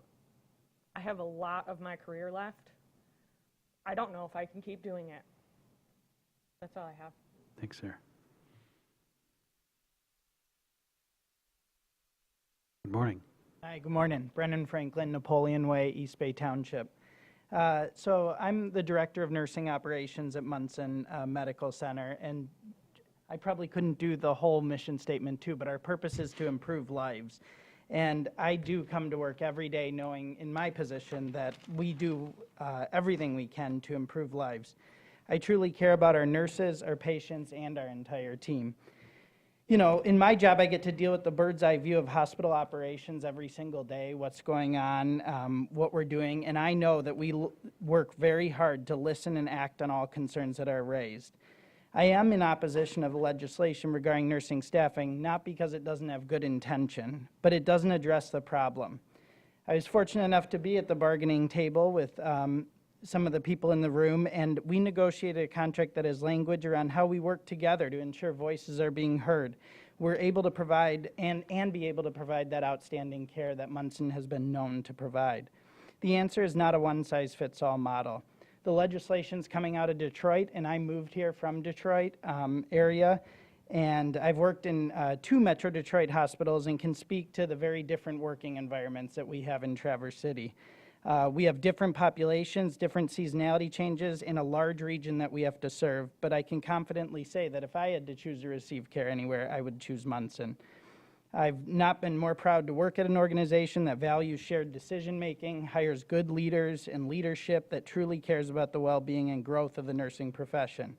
We're the lifeline of the community, north of the knuckles, we always say. We serve this community and we provide great care. But yes, we have opportunities. But we have a structure now to truly listen, engage, and support the future of our team.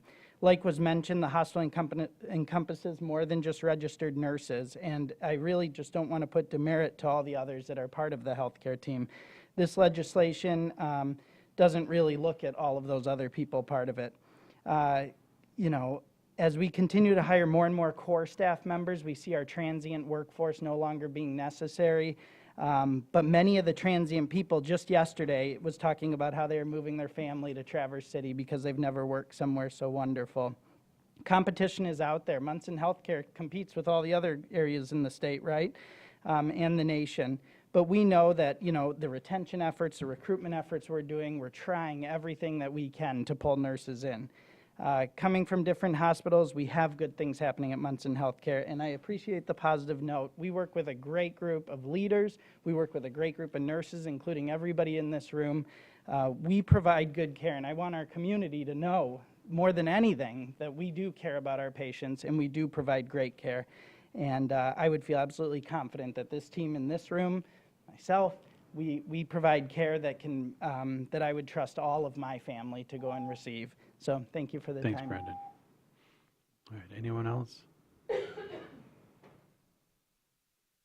And if there's more, feel free to form a line so we know there's more folks coming.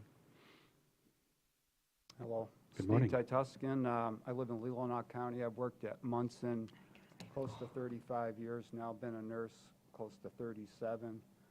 I hear a lot of rhetoric here, and I think I've been in some safe staffing meetings, and I feel there's a gulf as wide as the Pacific between what nurses see and what administration sees. I hate to simplify things, but I think the best way to solve the nursing crisis is to provide a workplace where a conscientious nurse can feel good at the end of the day that they help their patients and did it in a safe manner. The other thing that's overlooked is numbers get tossed around, ratios. There could be a big difference with ratios if you have a nurse with 10 years experience, 20 years experience versus 2 days experience. So all those things aren't equal. If it's believed that 10,000 hours of experience makes you an expert in the field, we're failing there because nurses are getting burned out and they're quitting before they achieve that expert level.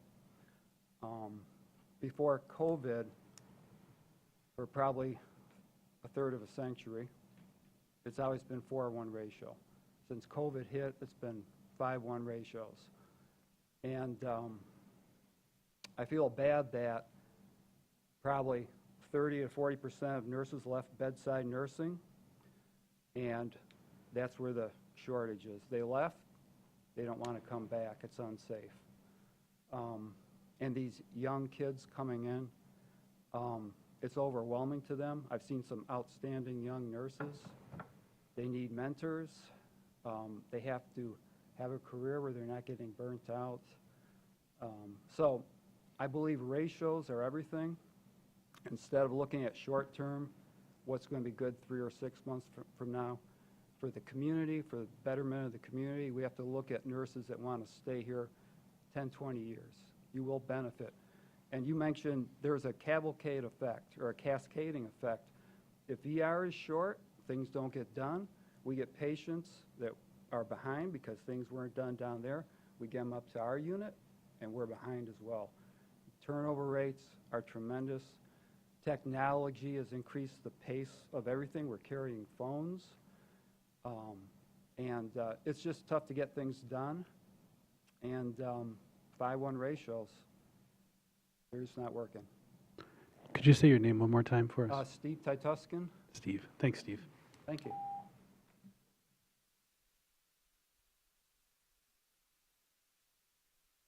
Good morning. Good morning. I'm George Bullard. I'm a manager at Munson Medical Center. Address is 4753 Maplewood Drive, Lake Ann. And I'm not only just speaking for Munson and the nurses, I'm speaking for my wife as well. She's a microbiologist there. Our family's very involved with Munson and trying to be with the community. And I know that I went to nursing school with some of the people that are actually sitting over here, these nurses. These are exceptional nurses, and I'm taking care of people's family members that are in this room right now. And what's most concerning about it is not only the fact that this doesn't address the staffing issue. I know that we keep bringing it up, that there's nothing coming up the pipeline, and we're really trying to do what we can to really instill that culture. That's why me as a leader here are really trying to work with the new nurses that are coming in. It's difficult to bring them into the units as we used to. So when we were in nursing school, they talked about, and I know some of us were in there, they talked about how in 2030 that the nursing shortage was going to be pretty significant with baby boomers, you know, going to be quite a substantial amount of the patients that are on the units and not part of the nurses. Well, COVID kind of exacerbated that and accelerated that. So now we're left in a position of where we're trying to build up. From the rubble, we're trying to rise here, and that's what we're trying to do as a community, as we're trying to do with Munson. I don't want it to seem like it's Munson against the nurses. It's not. It's not, especially on my unit. And if you are having any issues as a nurse and you are not happy where you're at, I encourage you to come. I'm a nurse manager on B4, and I encourage you to come on there and be a part of our unit. We want to build our team, and we want it to come from Traverse City area. We want it to be these students. We want them to feel supported. We have the nurse residency program. We have the early hire program. I know in my staff meetings alone that I try to have all of my staff members know what students are coming through at what level and what kind of support that we can give them. Because the nursing students that are living here, that we're supporting here, stay here and work here as a team. You know, when we were in COVID, my wife and I had just had a 1-year-old child. And we were concerned about, hey, if one of us gets sick, if one of us happens, we didn't know the unknown. You know, what are we going to do? And we chose to stick with the community. And a lot of these members of this community did too. And I'm very, very supportive and very appreciative of all the nurses that we have at Munson Medical Center. But the other concern that we have with the way the legislation's wrote is it's going to close beds. And I don't want that to happen, because a bed closed is a patient not seen. And we see patients from the Sioux all the way to Manistee. And lack of access to people, we are trying to be creative. We are trying to build that culture. We are trying to be more supportive of the people that are here, that are coming through. And so we need help from a legislative perspective of trying to bring these people to the table to help them be a part of our team. Thanks. Thanks, George. Yeah.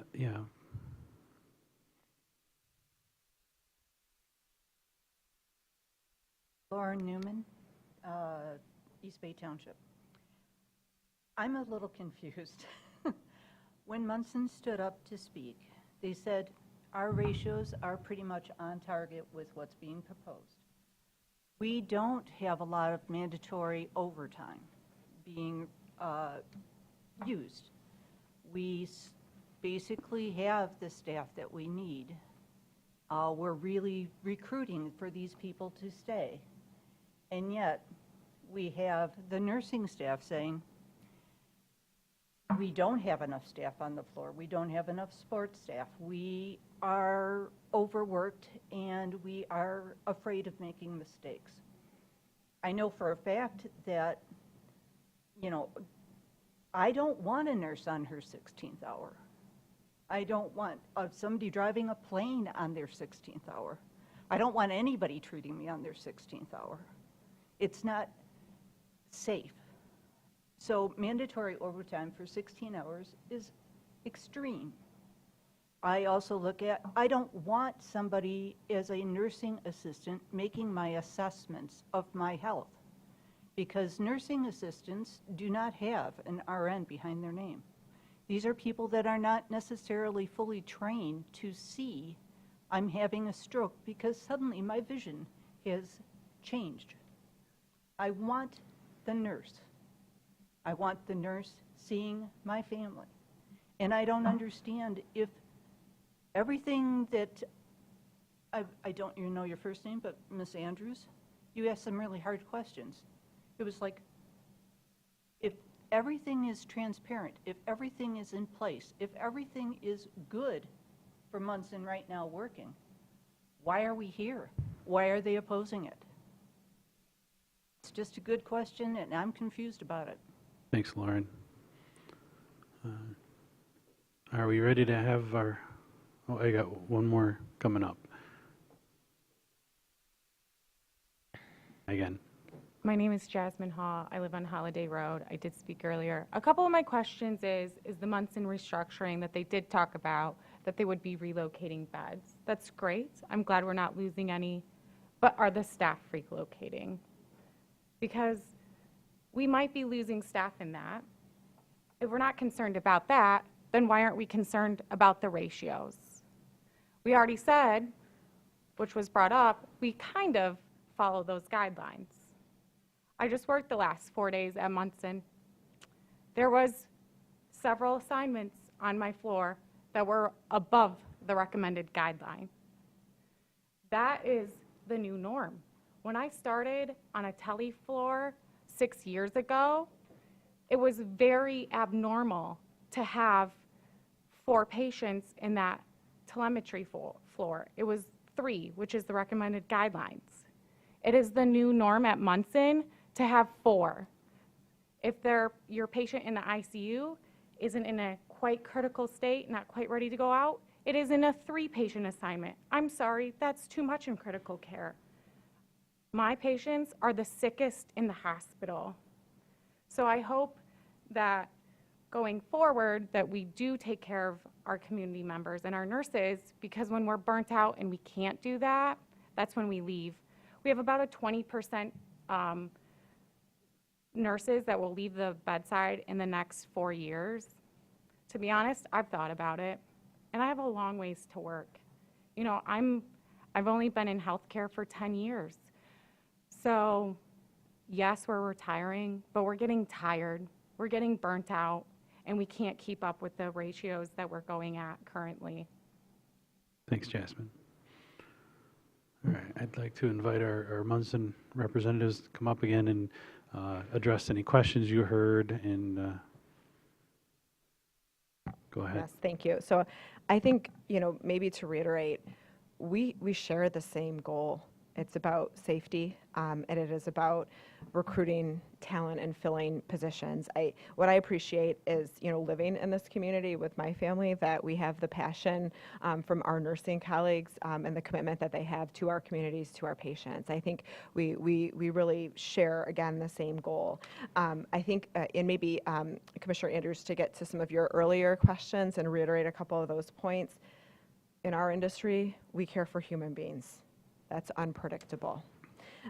We need flexibility. And so while there's been a lot of numbers thrown out about ratios, the reality is there's many of our units that already align with the proposed ratios, but not all. And what the legislation doesn't do is allow for the flexibility that's needed to allow our organization and our team members to be able to care for the unpredictability that comes along with caring for humans and members of our community. So our key concern, again, it's about access. Access is at risk. And we, again, feel that the way to solve this problem is through actions that address the pipeline and help us fill our 700 open positions and help us to support our nurses as part of our healthcare team. So I think we're listening and we hear our nurses. We engage with the Michigan Nurses Association. Our nurses ratified a collective bargaining agreement in March that had language around a collaborative process to set staffing ratios and around mandatory overtime, two of the issues that are addressed in this legislation. So that is an example, I think, of how we can work with our nurses to create local solutions to these problems that allow for the flexibility and the unique nature of delivering healthcare in a rural area. Okay. Tammy, anything to add? The only thing I'd like to add is I did hear that we said we had enough staff, and clearly we do not have enough nurses. So that's just an And many others, clarification. right? And many others. Yes. Many, many others. Okay. All right. Well, I'm going to close this agenda item, and we're going to go to recess. I have a comment. Commissioner Andrews? Yes, I'd just like to ask a follow-up question to our presenter. Specifically, if Okay, you've go got ahead. the slides up, the second to last slide, the second, nope, sorry, go down. That one. I'm interested because I appreciate that there's been a lot of comment today from both sides of the issue. And I'm curious why having a testimony-only hearing is not positive. It seems like that's an opportunity to talk about these things. So our perspective on that is that given that we're opposed to the legislation, we do not support the legislation moving forward into a testimony-only hearing. We think that advances the issue, again, that we oppose because we think there are other solutions to solve the core problem. So it is really just related to our opposition to the legislation moving forward in any form or fashion, as written. Okay. Well, I don't think this board takes any position on the legislation specifically. We might individually have our opinions, but I do think it goes without saying that we want to do whatever we can to support Munson Healthcare and the nurses of Munson and all of the staff of Munson, anything we can do. I know we have supported fiscally through offering the county's bond rating for Munson to improve its facilities and infrastructure. And I think that's just about all we can really do within our purview is to support the community in that way. So thank you all for being here and sharing what's going on over there. And again, you all, universally have our support for your mission, your shared mission of providing quality health care in Northern Michigan. So with that, we're going to go to recess for about 5 minutes, and then we'll move on to the next agenda item. Thank you. We're in recess.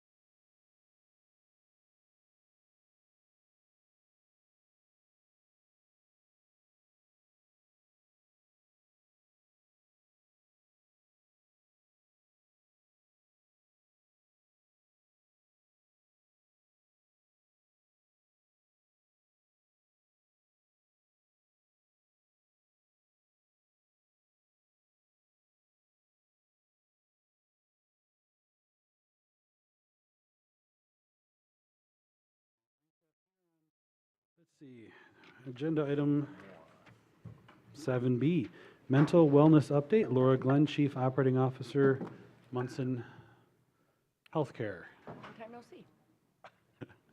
Welcome back. Great, thank you.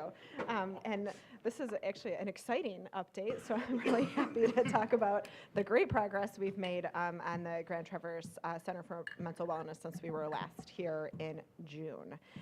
So you may recall at that time in June, we had just identified a location for the center. That location is a building that's on Munson Medical Center's campus. That building actually currently houses our outpatient behavioral health services. And so we have already started construction on another location, actually at Copper Ridge, to be able to relocate those outpatient services so that we can utilize that building on our campus for the Crisis and Wellness Center. So we are on track to relocate our existing services by January, and we are completing the design process for the building on our campus, which we refer to as the Brook Street building, which will become the Crisis Center. We should be completed with our design process later this month. We've had great engagement from our community advisory group providing input into that design process. And once we complete that design process, we will have a very detailed construction budget because we'll have clarified scope and timeline, although I will say it is still looking as though we'll be able to open the center prior to the end of 2024, which has been our goal. So pleased that we are, it looks like we will be able to stay on that timeline. So we also have been working in partnership with Northern Lakes Community Mental Health Authority to develop and post a director position for the center. There's a lot of work to do, planning work to do, outside of just bricks and mortar construction to ready the facility, but also ensure that we are planning for the programming within the facility. So Northern Lakes will be hiring the director for that center, and that posting should be up later this month to start that process.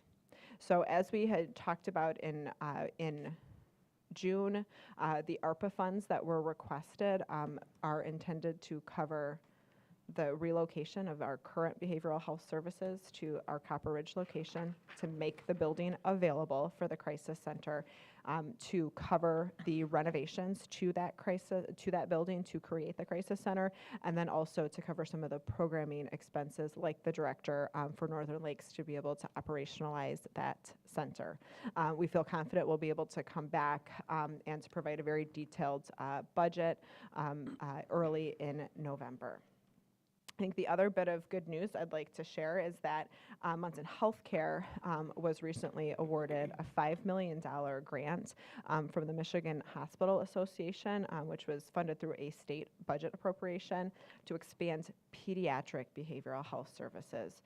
So we're going to use the $5 million in a couple of different ways.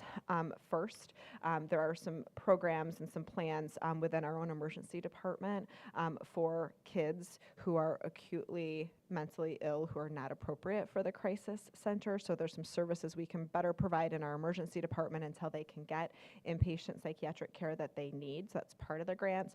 And the other parts of the grant are really to support programming for youth in the Crisis Center, and specifically to establish a pediatric crisis residential unit at the Crisis Center, which when we presented in June was part of the scope, but in a future phase of the project. So it's exciting to have that support from the state to be able to move that component of the work forward. And we heard loud and clear that expanding access to behavioral health services for our youth in this community was a key priority. And so this is going to really allow us to help advance that work.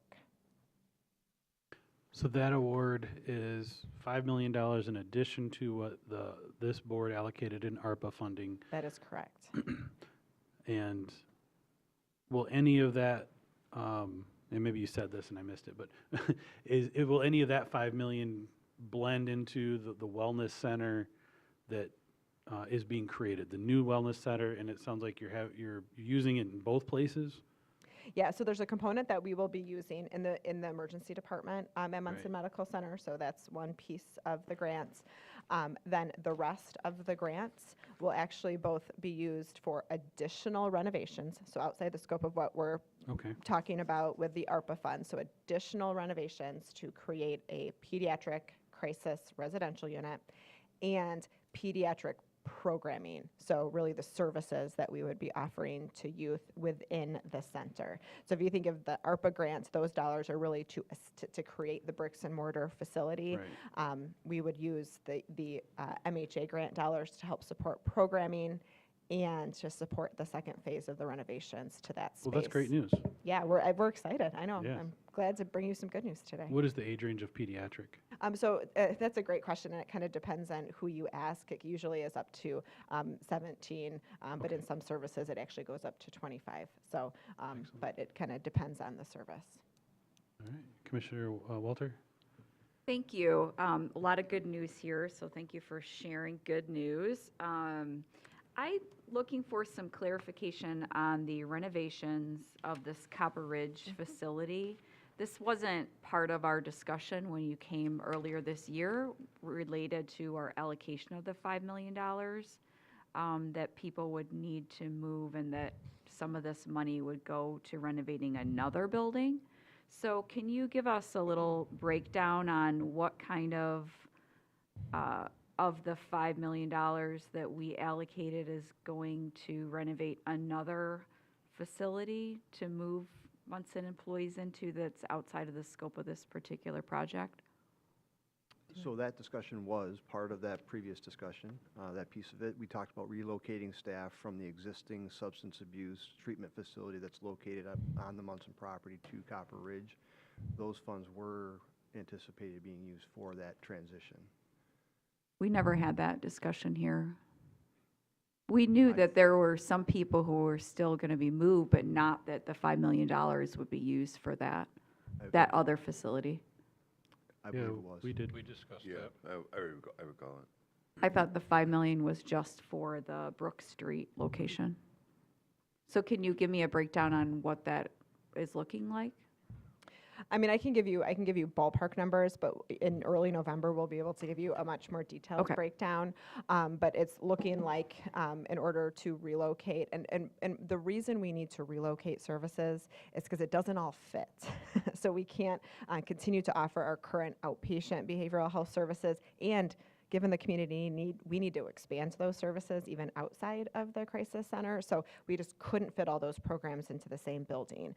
So in order to continue to grow our outpatient behavioral health services, they were going to have to move so that building could become the center. So we've already started that project and have moved it forward because of needing to really advance this important work with the center. So the project budget for that relocation is right now between $500,000 and $600,000. So you're looking at about 10% of the total dollars, with the remainder being earmarked and focused on the center. Okay, that's helpful. Thank you. So you mentioned you'll be getting the construction budget early November. So I know we have a meeting on the 1st, so would we anticipate this be on the agenda then for the second meeting in November? I think we can work on the timeline of that. Thanksgiving? Because of deer season. So a couple notable things. Election. There's an election. That's why we're not having a meeting. So then we should really anticipate seeing it in December then.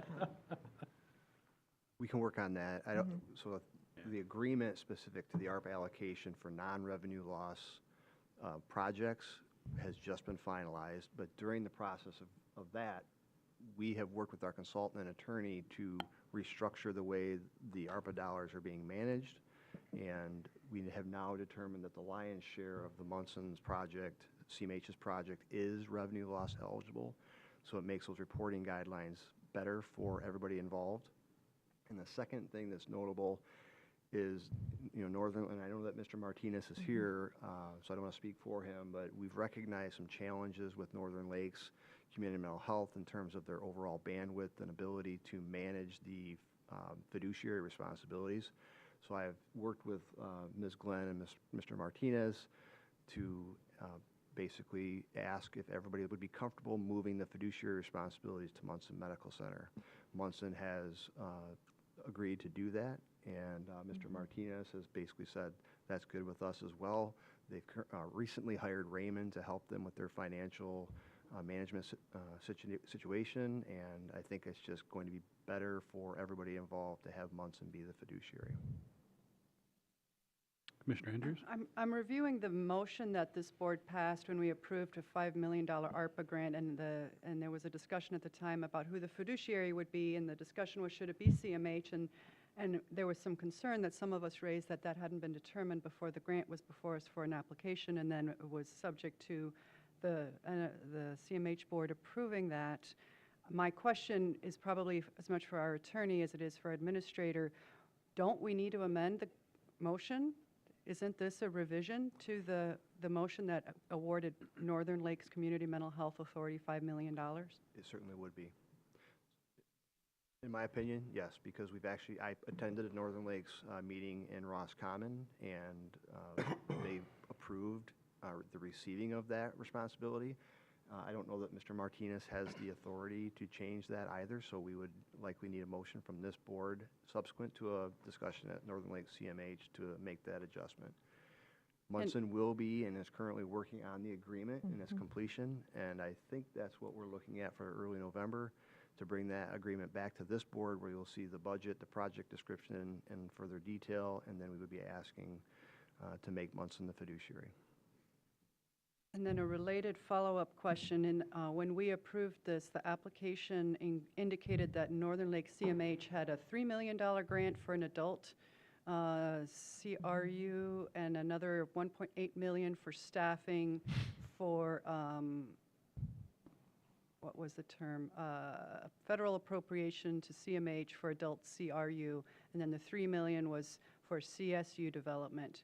So that was a total of $4.8 million that was included in the budget for, and when we approved this ARPA dollars. So where are we on those? Is CMH still contributing those dollars to this project? And then in that budget, we talked about $5 million from ARPA, $5 million for the pediatrics. Where does the other $4.8 million fit in, and what's it going to? Did you want me to speak to that? Either you or Brian, yeah. Okay, well, Brian, unfortunately, he's here. He didn't have to leave. He's there behind me. So I think regardless of who is the fiduciary, this is a collaborative project. So I think, number one, we intended all along that Northern Lakes and Munson Healthcare are both going to have a piece of this, both to get this off the ground and to move it forward. So I will let Brian speak to the grant specifically, but this is very much from the beginning has been intended to be a collaboration between our two organizations. The appropriation that we got for $3 million does go for a CSU development. That is going to be used for staffing for the center. The $1.8 million appropriation was used to open North Hope CRU in the community, which provides 6 beds to residents and community members that are in crisis. Thank you for that clarification. And related to the staffing, what is the time frame?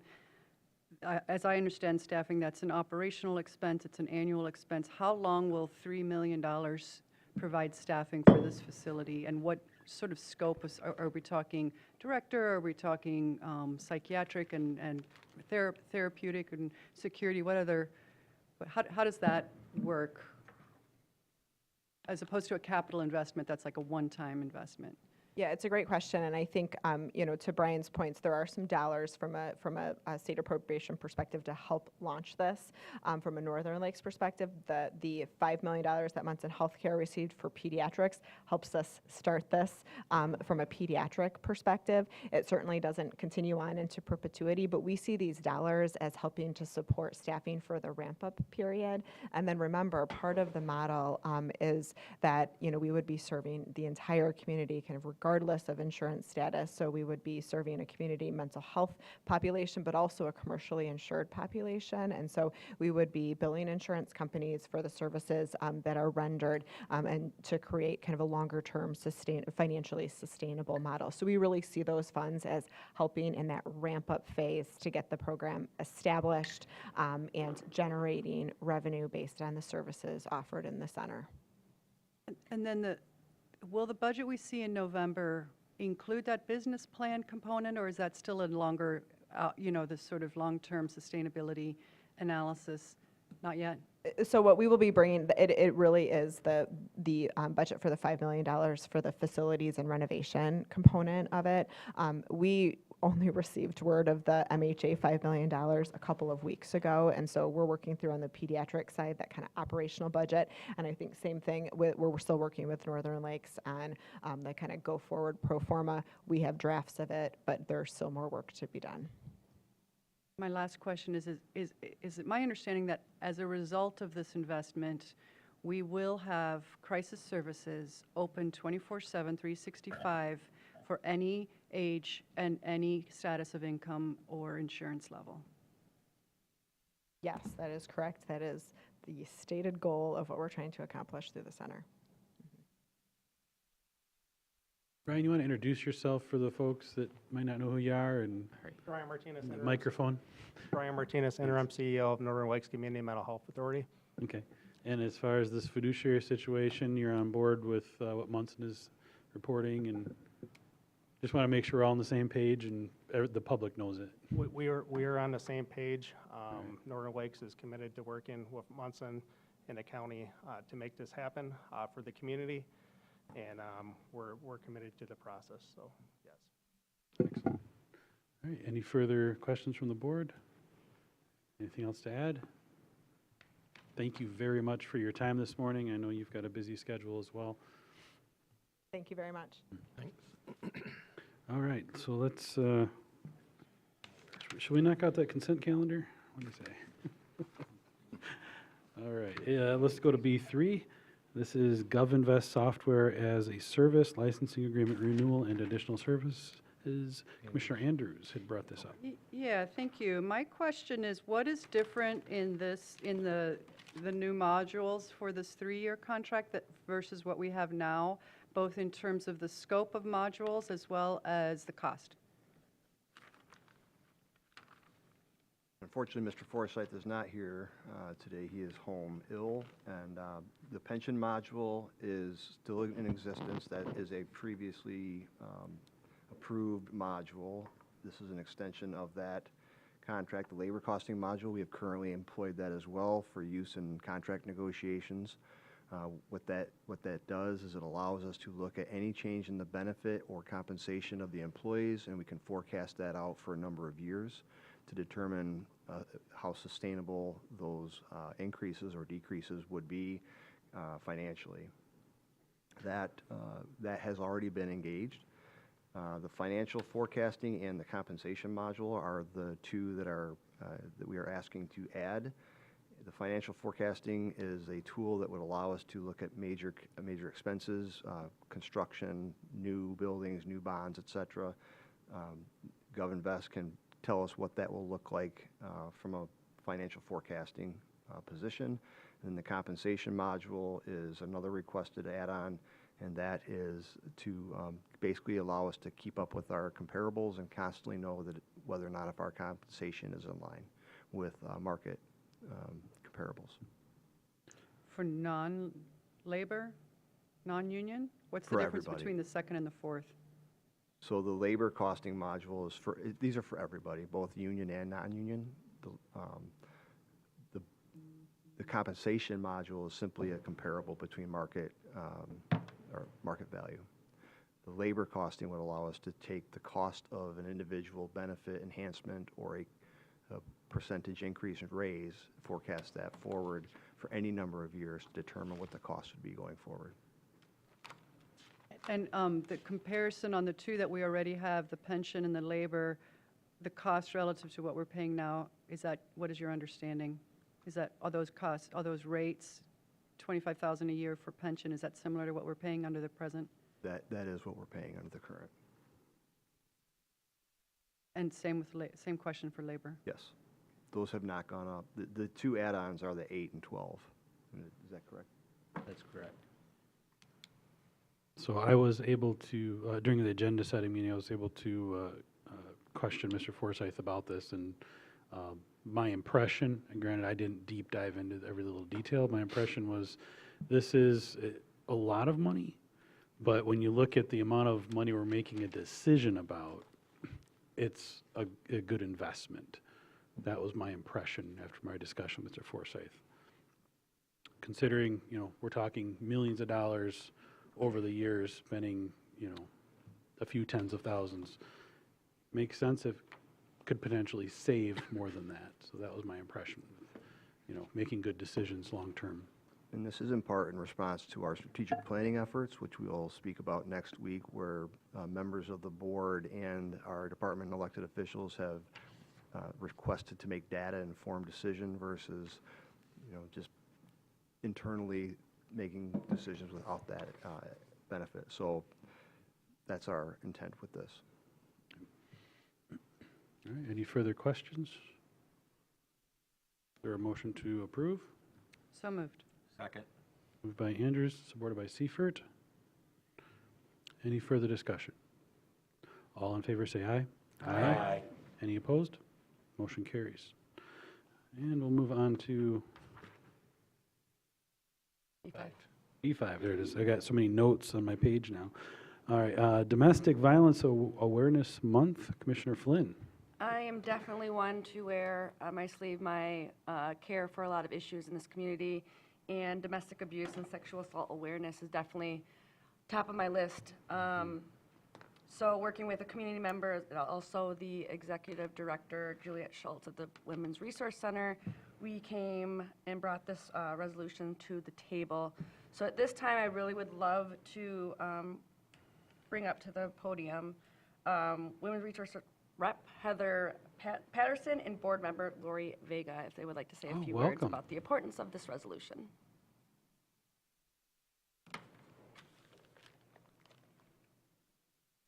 As Lauren mentioned, my name is, Heather Patterson. And Lori Vega. And Lori Vega, yep. Good. Commissioners, WRC wishes to extend our heartfelt gratitude on behalf of all of the survivors that we serve for their commendable decision to officially recognize Domestic Violence Awareness Month in our community. Your unwavering commitment to raising awareness about the critical issues and taking proactive steps to support survivors is truly commendable.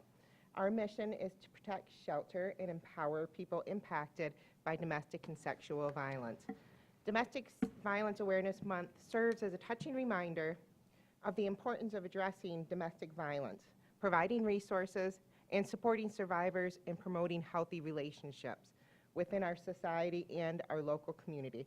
By designating October as Domestic Violence Awareness Month, you are not only acknowledging the prevalence of domestic violence, but also sending a clear message that our county stands against all forms of abuse, and we are dedicated to breaking the cycle of violence.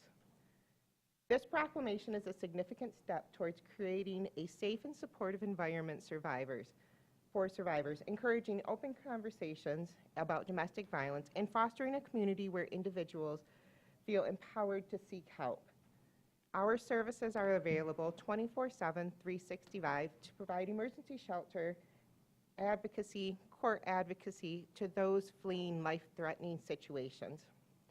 It also plays a crucial role in promoting education and awareness among our residents, which is key to preventing future incidents and ensuring the well-being of all community members.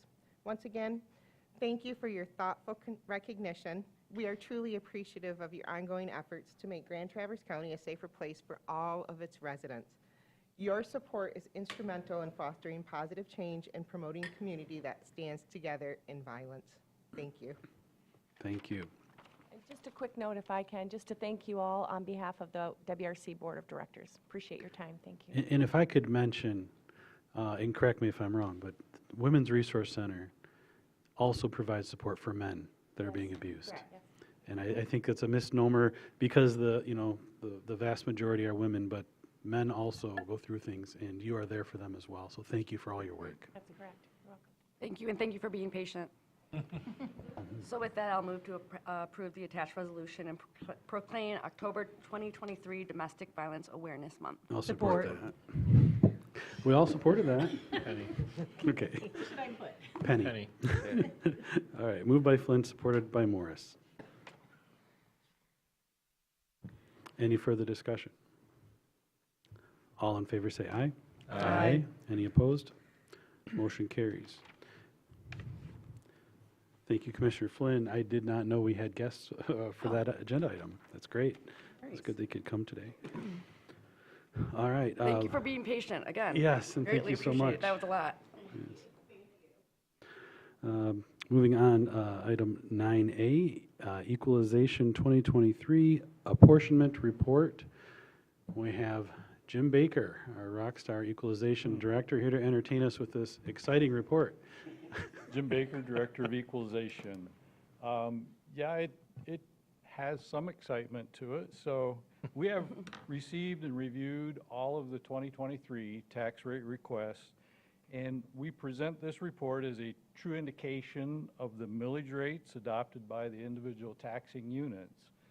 They have had the proper rollbacks applied to all of them. Of interest, this report actually totals up to an approximate $238 million of taxes collected by 31 taxing jurisdictions on almost $7 billion of taxable value within the county. Some entities collect on the whole 7,000, and then a major portion of them collect on the little pieces where their jurisdictions exist. So that's about as exciting as it gets. But as a point of concern, there is a ballot proposal on the November election that may cause this report to need to be amended after the election is certified. And then I need to present it to the state by December 1st. So just beware of that. There is a millage proposal on the November ballot that could affect this report and cause it to need to be amended. By when? I need to send it to the state by December 1st, Okay, certified. so could be at our next regular meeting. I Which think would the be next regular meeting is November prior 1st. to the It's election. November 1. It's We will before have to that. have a special meeting sometime at the end of November, mid-November, after that election. Well, we have a regular meeting on the third Wednesday of November. No, we don't. No, we It's- don't. Not in it's November. the That's 15th. We been- don't have that. Oh, I see. Okay, so, yeah, we'll Election probably hunting have a, season. So just stay tuned to the election is all I'm saying. okay. All right. Any Commissioner questions? Andrews? All right, I'll keep it short. I had a couple of questions just for understanding. On page 9 of the report where the East Bay report is shown, there's a sort of a different approach to all the others. It's got an emergency services special assessment district, and it doesn't follow the same format in terms of identifying for police, fire, and ambulance what the millage rates for those are. Can you explain what's different there?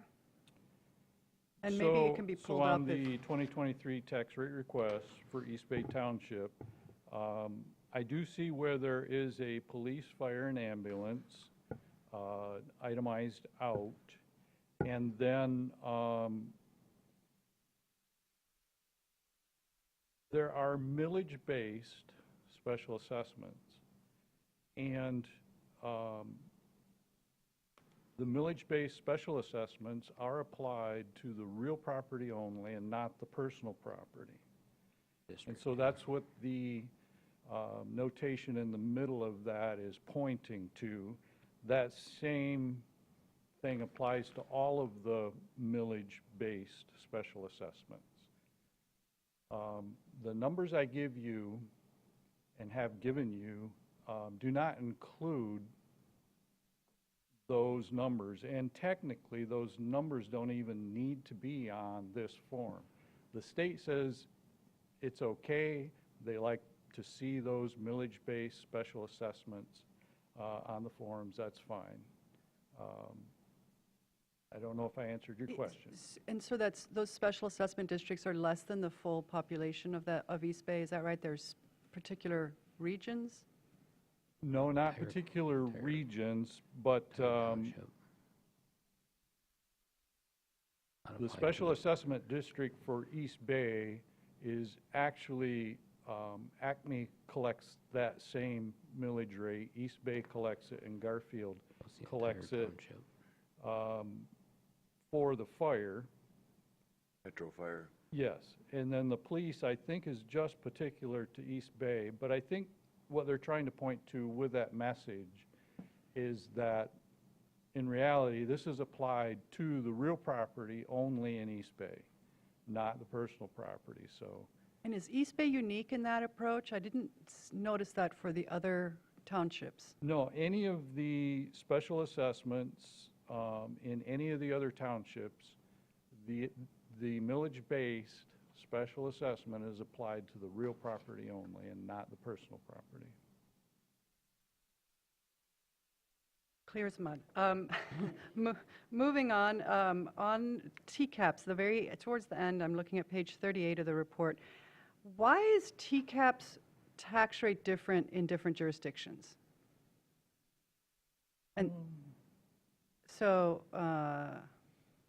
for example, I mean, right, you could just compare any two where there's a TCAPs, say Acme versus Blair, lines 3 and 4, and the rates are different. And what is the explanation for that? Well, that's the combination of rates from the local jurisdiction and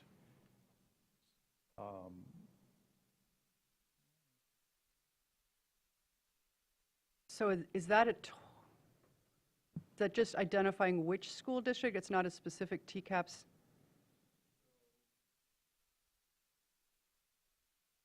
Right here, you're saying this? Yeah. Why are these numbers different? Yeah. Okay, yes, that's because Acme has a different millage rate. The aggregate is different. Okay, so these are not just TCAPs. This is the combination of all of the tax rates. So if I go to the form above and I add up all the Acme that are in TCAPs, I'd get that number. Yes, so this is actually pointing to Acme more than TCAPs. Got it. This is Acme's millage rate if you're in a TCAP school district, and Thank you. Those are my only questions.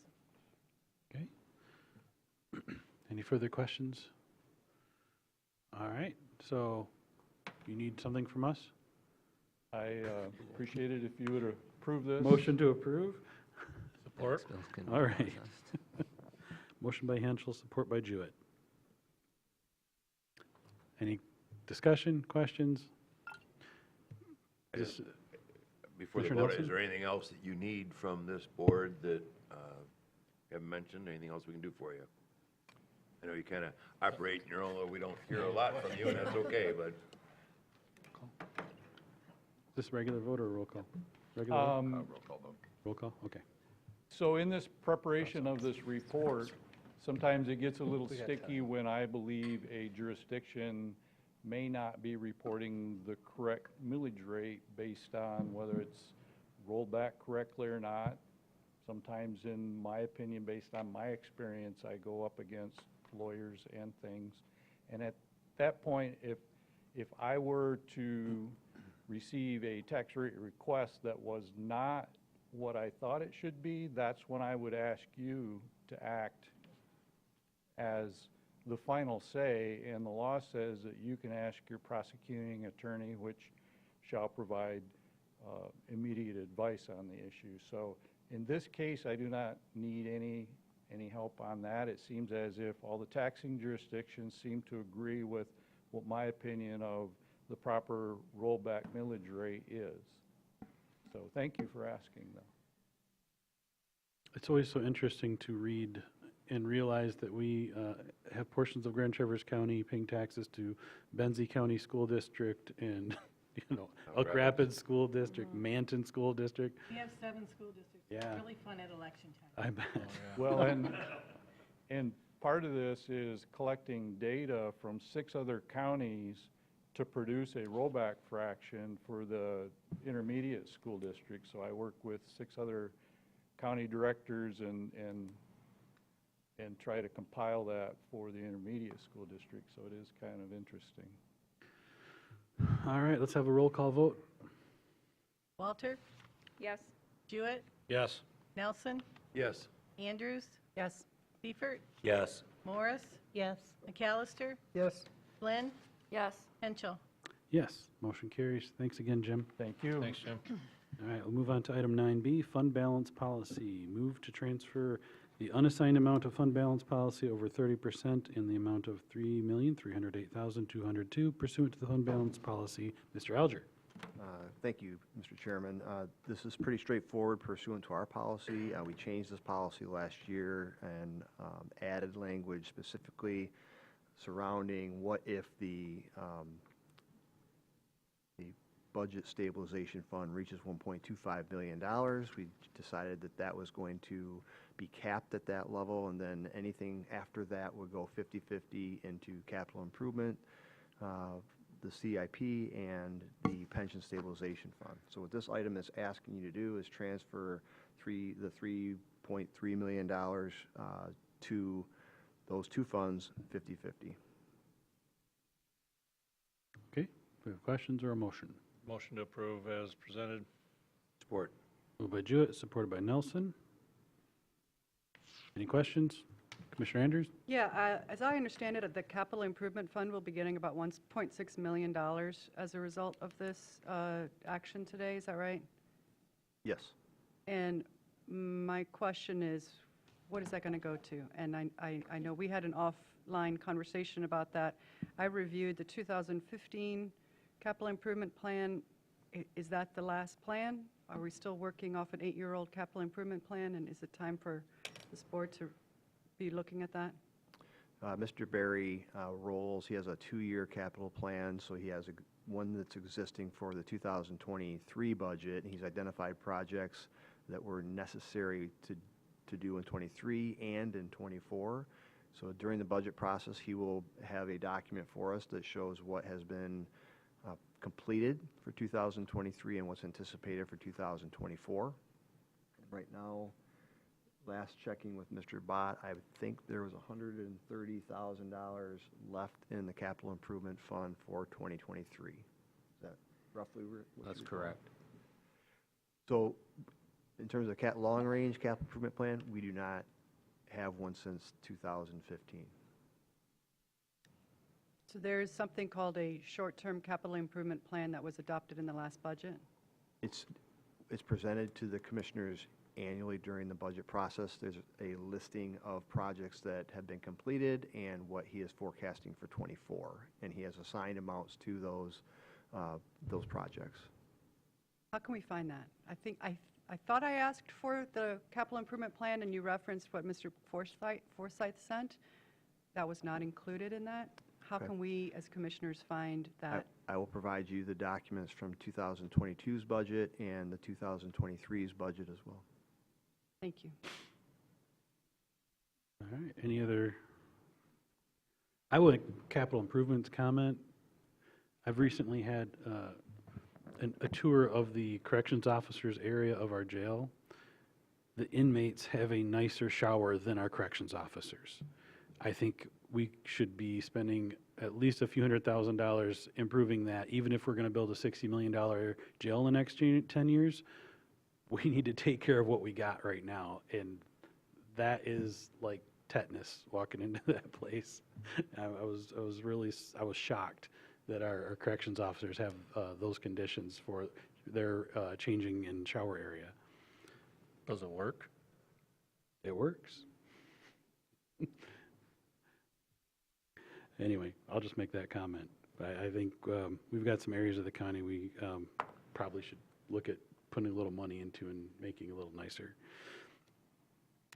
All right, so we have a motion by Jewett, support by Nelson. Further discussion? All in favor say aye. Aye. Any opposed? Motion carries. Brings us to second public comment. Oh, wait, reports. I'm sorry. No unfinished business, no Commissioner Department reports. Commissioner Seifert. Yeah, the only thing I have to do is, there was a special meeting called by the County Road Commission just after our last get-together here, in which time that the manager at that time, Brad Klaczynski, had resigned his position, and they replaced him with an interim manager from in-house, what's his name, Dan Watkins? Dan Watkins. Other than that, they did announce there's a study session. I believe it's October 24th. It's a Tuesday, 11 to 3. They're inviting everybody in, all the townships, supervisors, public, what have you, Beta, to talk about how they look at information and planning ahead for our quote-unquote needs. That's it. Yep, the Road Commission presented at, what was the name of that meeting? LEPC, LEPC. or EMPT. EMPT, they changed the acronyms. But anyways, local, emergency planning team, is what it used to be called. Yep. Anyways. It used to be called local planning team, now Yeah. it's called emergency manager My planning team. point I wanted to make is they had a very good showing for the local emergency planning team. Months past, it's been crickets from the road commission. They had plenty of people there this time, including Dan Watkins, the new interim manager, and it looks like he's digging in really in getting out there. He was actually going to be here today to introduce himself, but scheduling conflicts. He'll probably be at our next meeting to introduce himself, if he's still the interim manager, which I think he will be. Other department reports? I was just going to Go ahead, Commissioner Jewett. I was just going to report out at Blair Township here this last week that they are seeking some grants towards some water sewer projects out there from the state and everything. If them fall through, Supervisor Blonshine did mention that they may be coming in front of our board and request to a bonding issue and everything. Along with that conversation, she did say that if we find ourselves in a situation where some ARPA funds cannot be spent for whatever reason, that they are interested in having a conversation about dedicating some of them funds to water and sewer. And like I've said from day one, I mean, we can talk about all the housing shortages and everything, but if we don't have infrastructure to support it, it doesn't. We can build all the units we want, but when we don't have the infrastructure, it doesn't much matter. So that's it. Any Commissioner Nelson?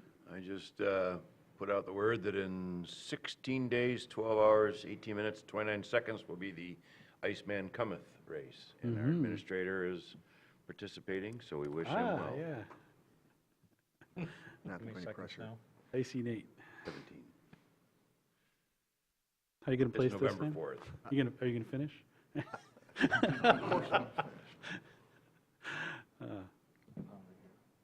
Commissioner Flynn? Just wanted to say, one of our ARPA grantees, Generations Ahead, has hired a fund development coordinator. That was what their ARPA money was to be used for, so that's very exciting. But they are also having an open house on November 2nd at 4:30, so you can come and walk through their offices and hear much more about their services that they provide to teen parents in our community. Where is their office at? At Traverse City High School on 3 Mile. Okay. Just up the road from me. All right. All right, two things. First, we had our first coffee with the county on Monday at Garfield Township. Commissioners Henschel, Jewett, and Flynn attended. Thank you very much for that. There wasn't a lot of public that came. However, the intent of that meeting was achieved, and that was we had a very good dialogue between Garfield Township staff and the county. We exchanged information about what's working well, what's not working well, and we are already taking action steps to correct activity that Garfield Township staff feels could improve. So we're working on that. And so that was the exact intent of that meeting, and is just to allow the township and the county to interact. If public is there, we can hear from the public, but really we want to know how we can serve the townships better as a county. Next one is likely going to be in Blair Township, I think first part of November, and then if any commissioner wants to schedule one for a district, township, or municipality that you represent, please let me know. Secondly, we will have a special meeting next week to discuss the strategic plan and the revenue side of the 2024 budget. Mr. Abada is actively working on finalizing both sides of that budget, and we're ready to go with the revenue side of it. One of the things that you did today with the approval of the apportionment report is it sets the taxes. We know what we're going to get from tax revenue. So that will, we had initially discussed that being a study session, but in the event that this board chooses to approve the strategic plan, they could do so if it's scheduled as a special meeting. You don't have to. It's just it's an option. We could just implement it that much sooner. Yep. Well, we're actually already trying to implement things that are in the strategic plan as identified as objectives. All right. Is there anything else? No, sir. When would we receive the proposed expenditure side of that report? Is that at the November 1st meeting? That is what we're anticipating. Yes. And we are going to have additional meetings scheduled between that date and the end of the year, so the board can discuss what's being presented as a recommended budget, and you would have the opportunity to listen to elected officials or department heads if you chose to do so. Do we schedule a public hearing on that as well? There is a public hearing required by state law prior to the adoption of the budget that would likely happen in December.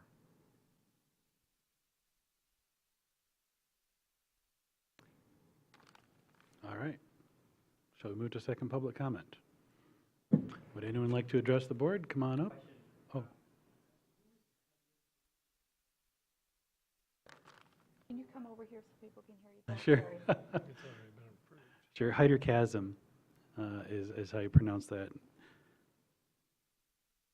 Bill O'Brien from the Record Eagle. Yeah. Who's he replacing on the DHSS board? Yeah. So during public comment, we don't normally answer questions, but I will indulge the local media. That would be Gordy LaPointe, former county commissioner, has chosen not to reapply for that position. All right, any other public comment? All right, we'll close public comment and move forward to notices. I think we covered during department reports. Is there any other notices? Seeing none, we have recommended closed session to discuss the county attorney's litigation strategy in pending lawsuit of Patricia McIntosh versus Grand Traverse County et al. Case number 121-CV-00309-PJG pursuant to MCL 15.268E. As a discussion on the open record would be detrimental to our position, and also to discuss material exemption from disclosure under attorney-client privilege. And we can actually cover, there's more, MCL 15.431G and MCL 15.268H. And for strategy and negotiation sessions connected with the negotiation of a collective bargaining agreement, if either negotiation party or requests a closed hearing as permitted by MCL 15.2681C. And finally, to discuss a written attorney-client privileged legal opinion from civil counsel as permitted by MCL 15.2681H. So we're looking for a motion to go into closed session for those reasons. Mr. Chairman, I move that we go into closed session at 11:47 a.m. to discuss items A, B, and C as just read. Support. Moved by Jewett, supported by Nelson. I have a question. Go ahead.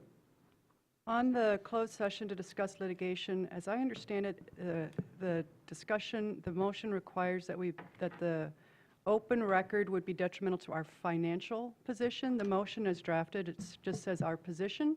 It doesn't say our financial position.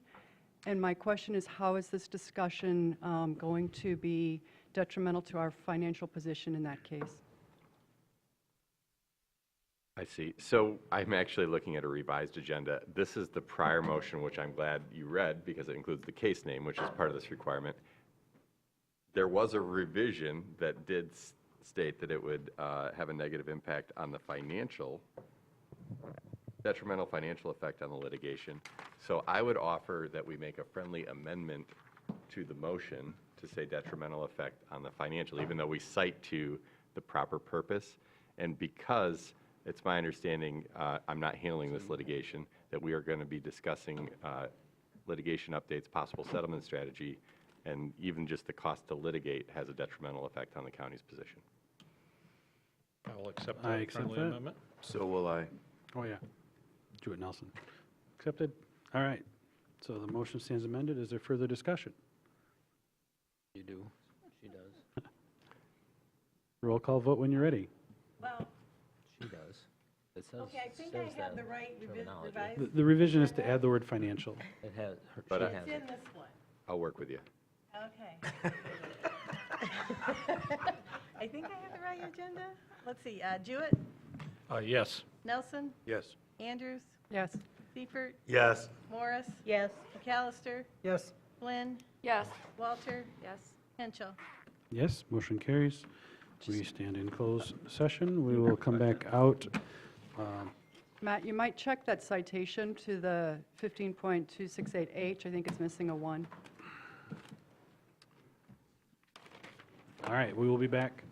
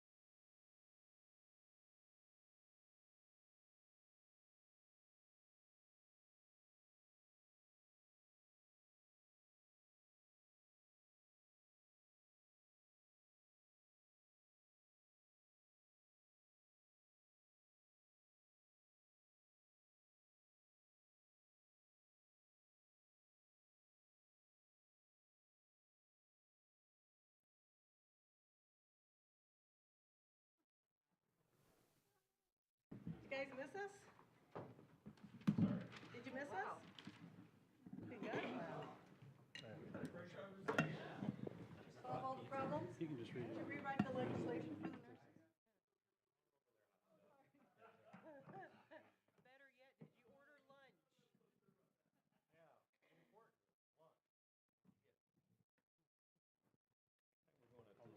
We're going to want booze with that. Yeah, we need.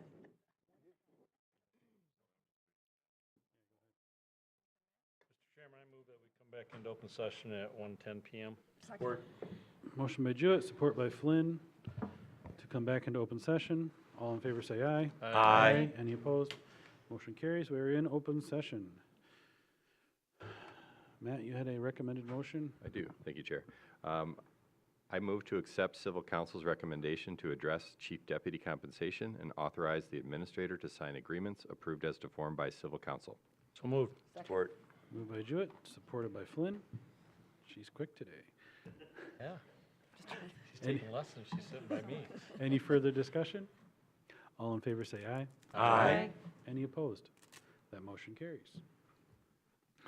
Is there any further business on these matters? There is not. Seeing none, we are adjourned. Thank you, you. everybody.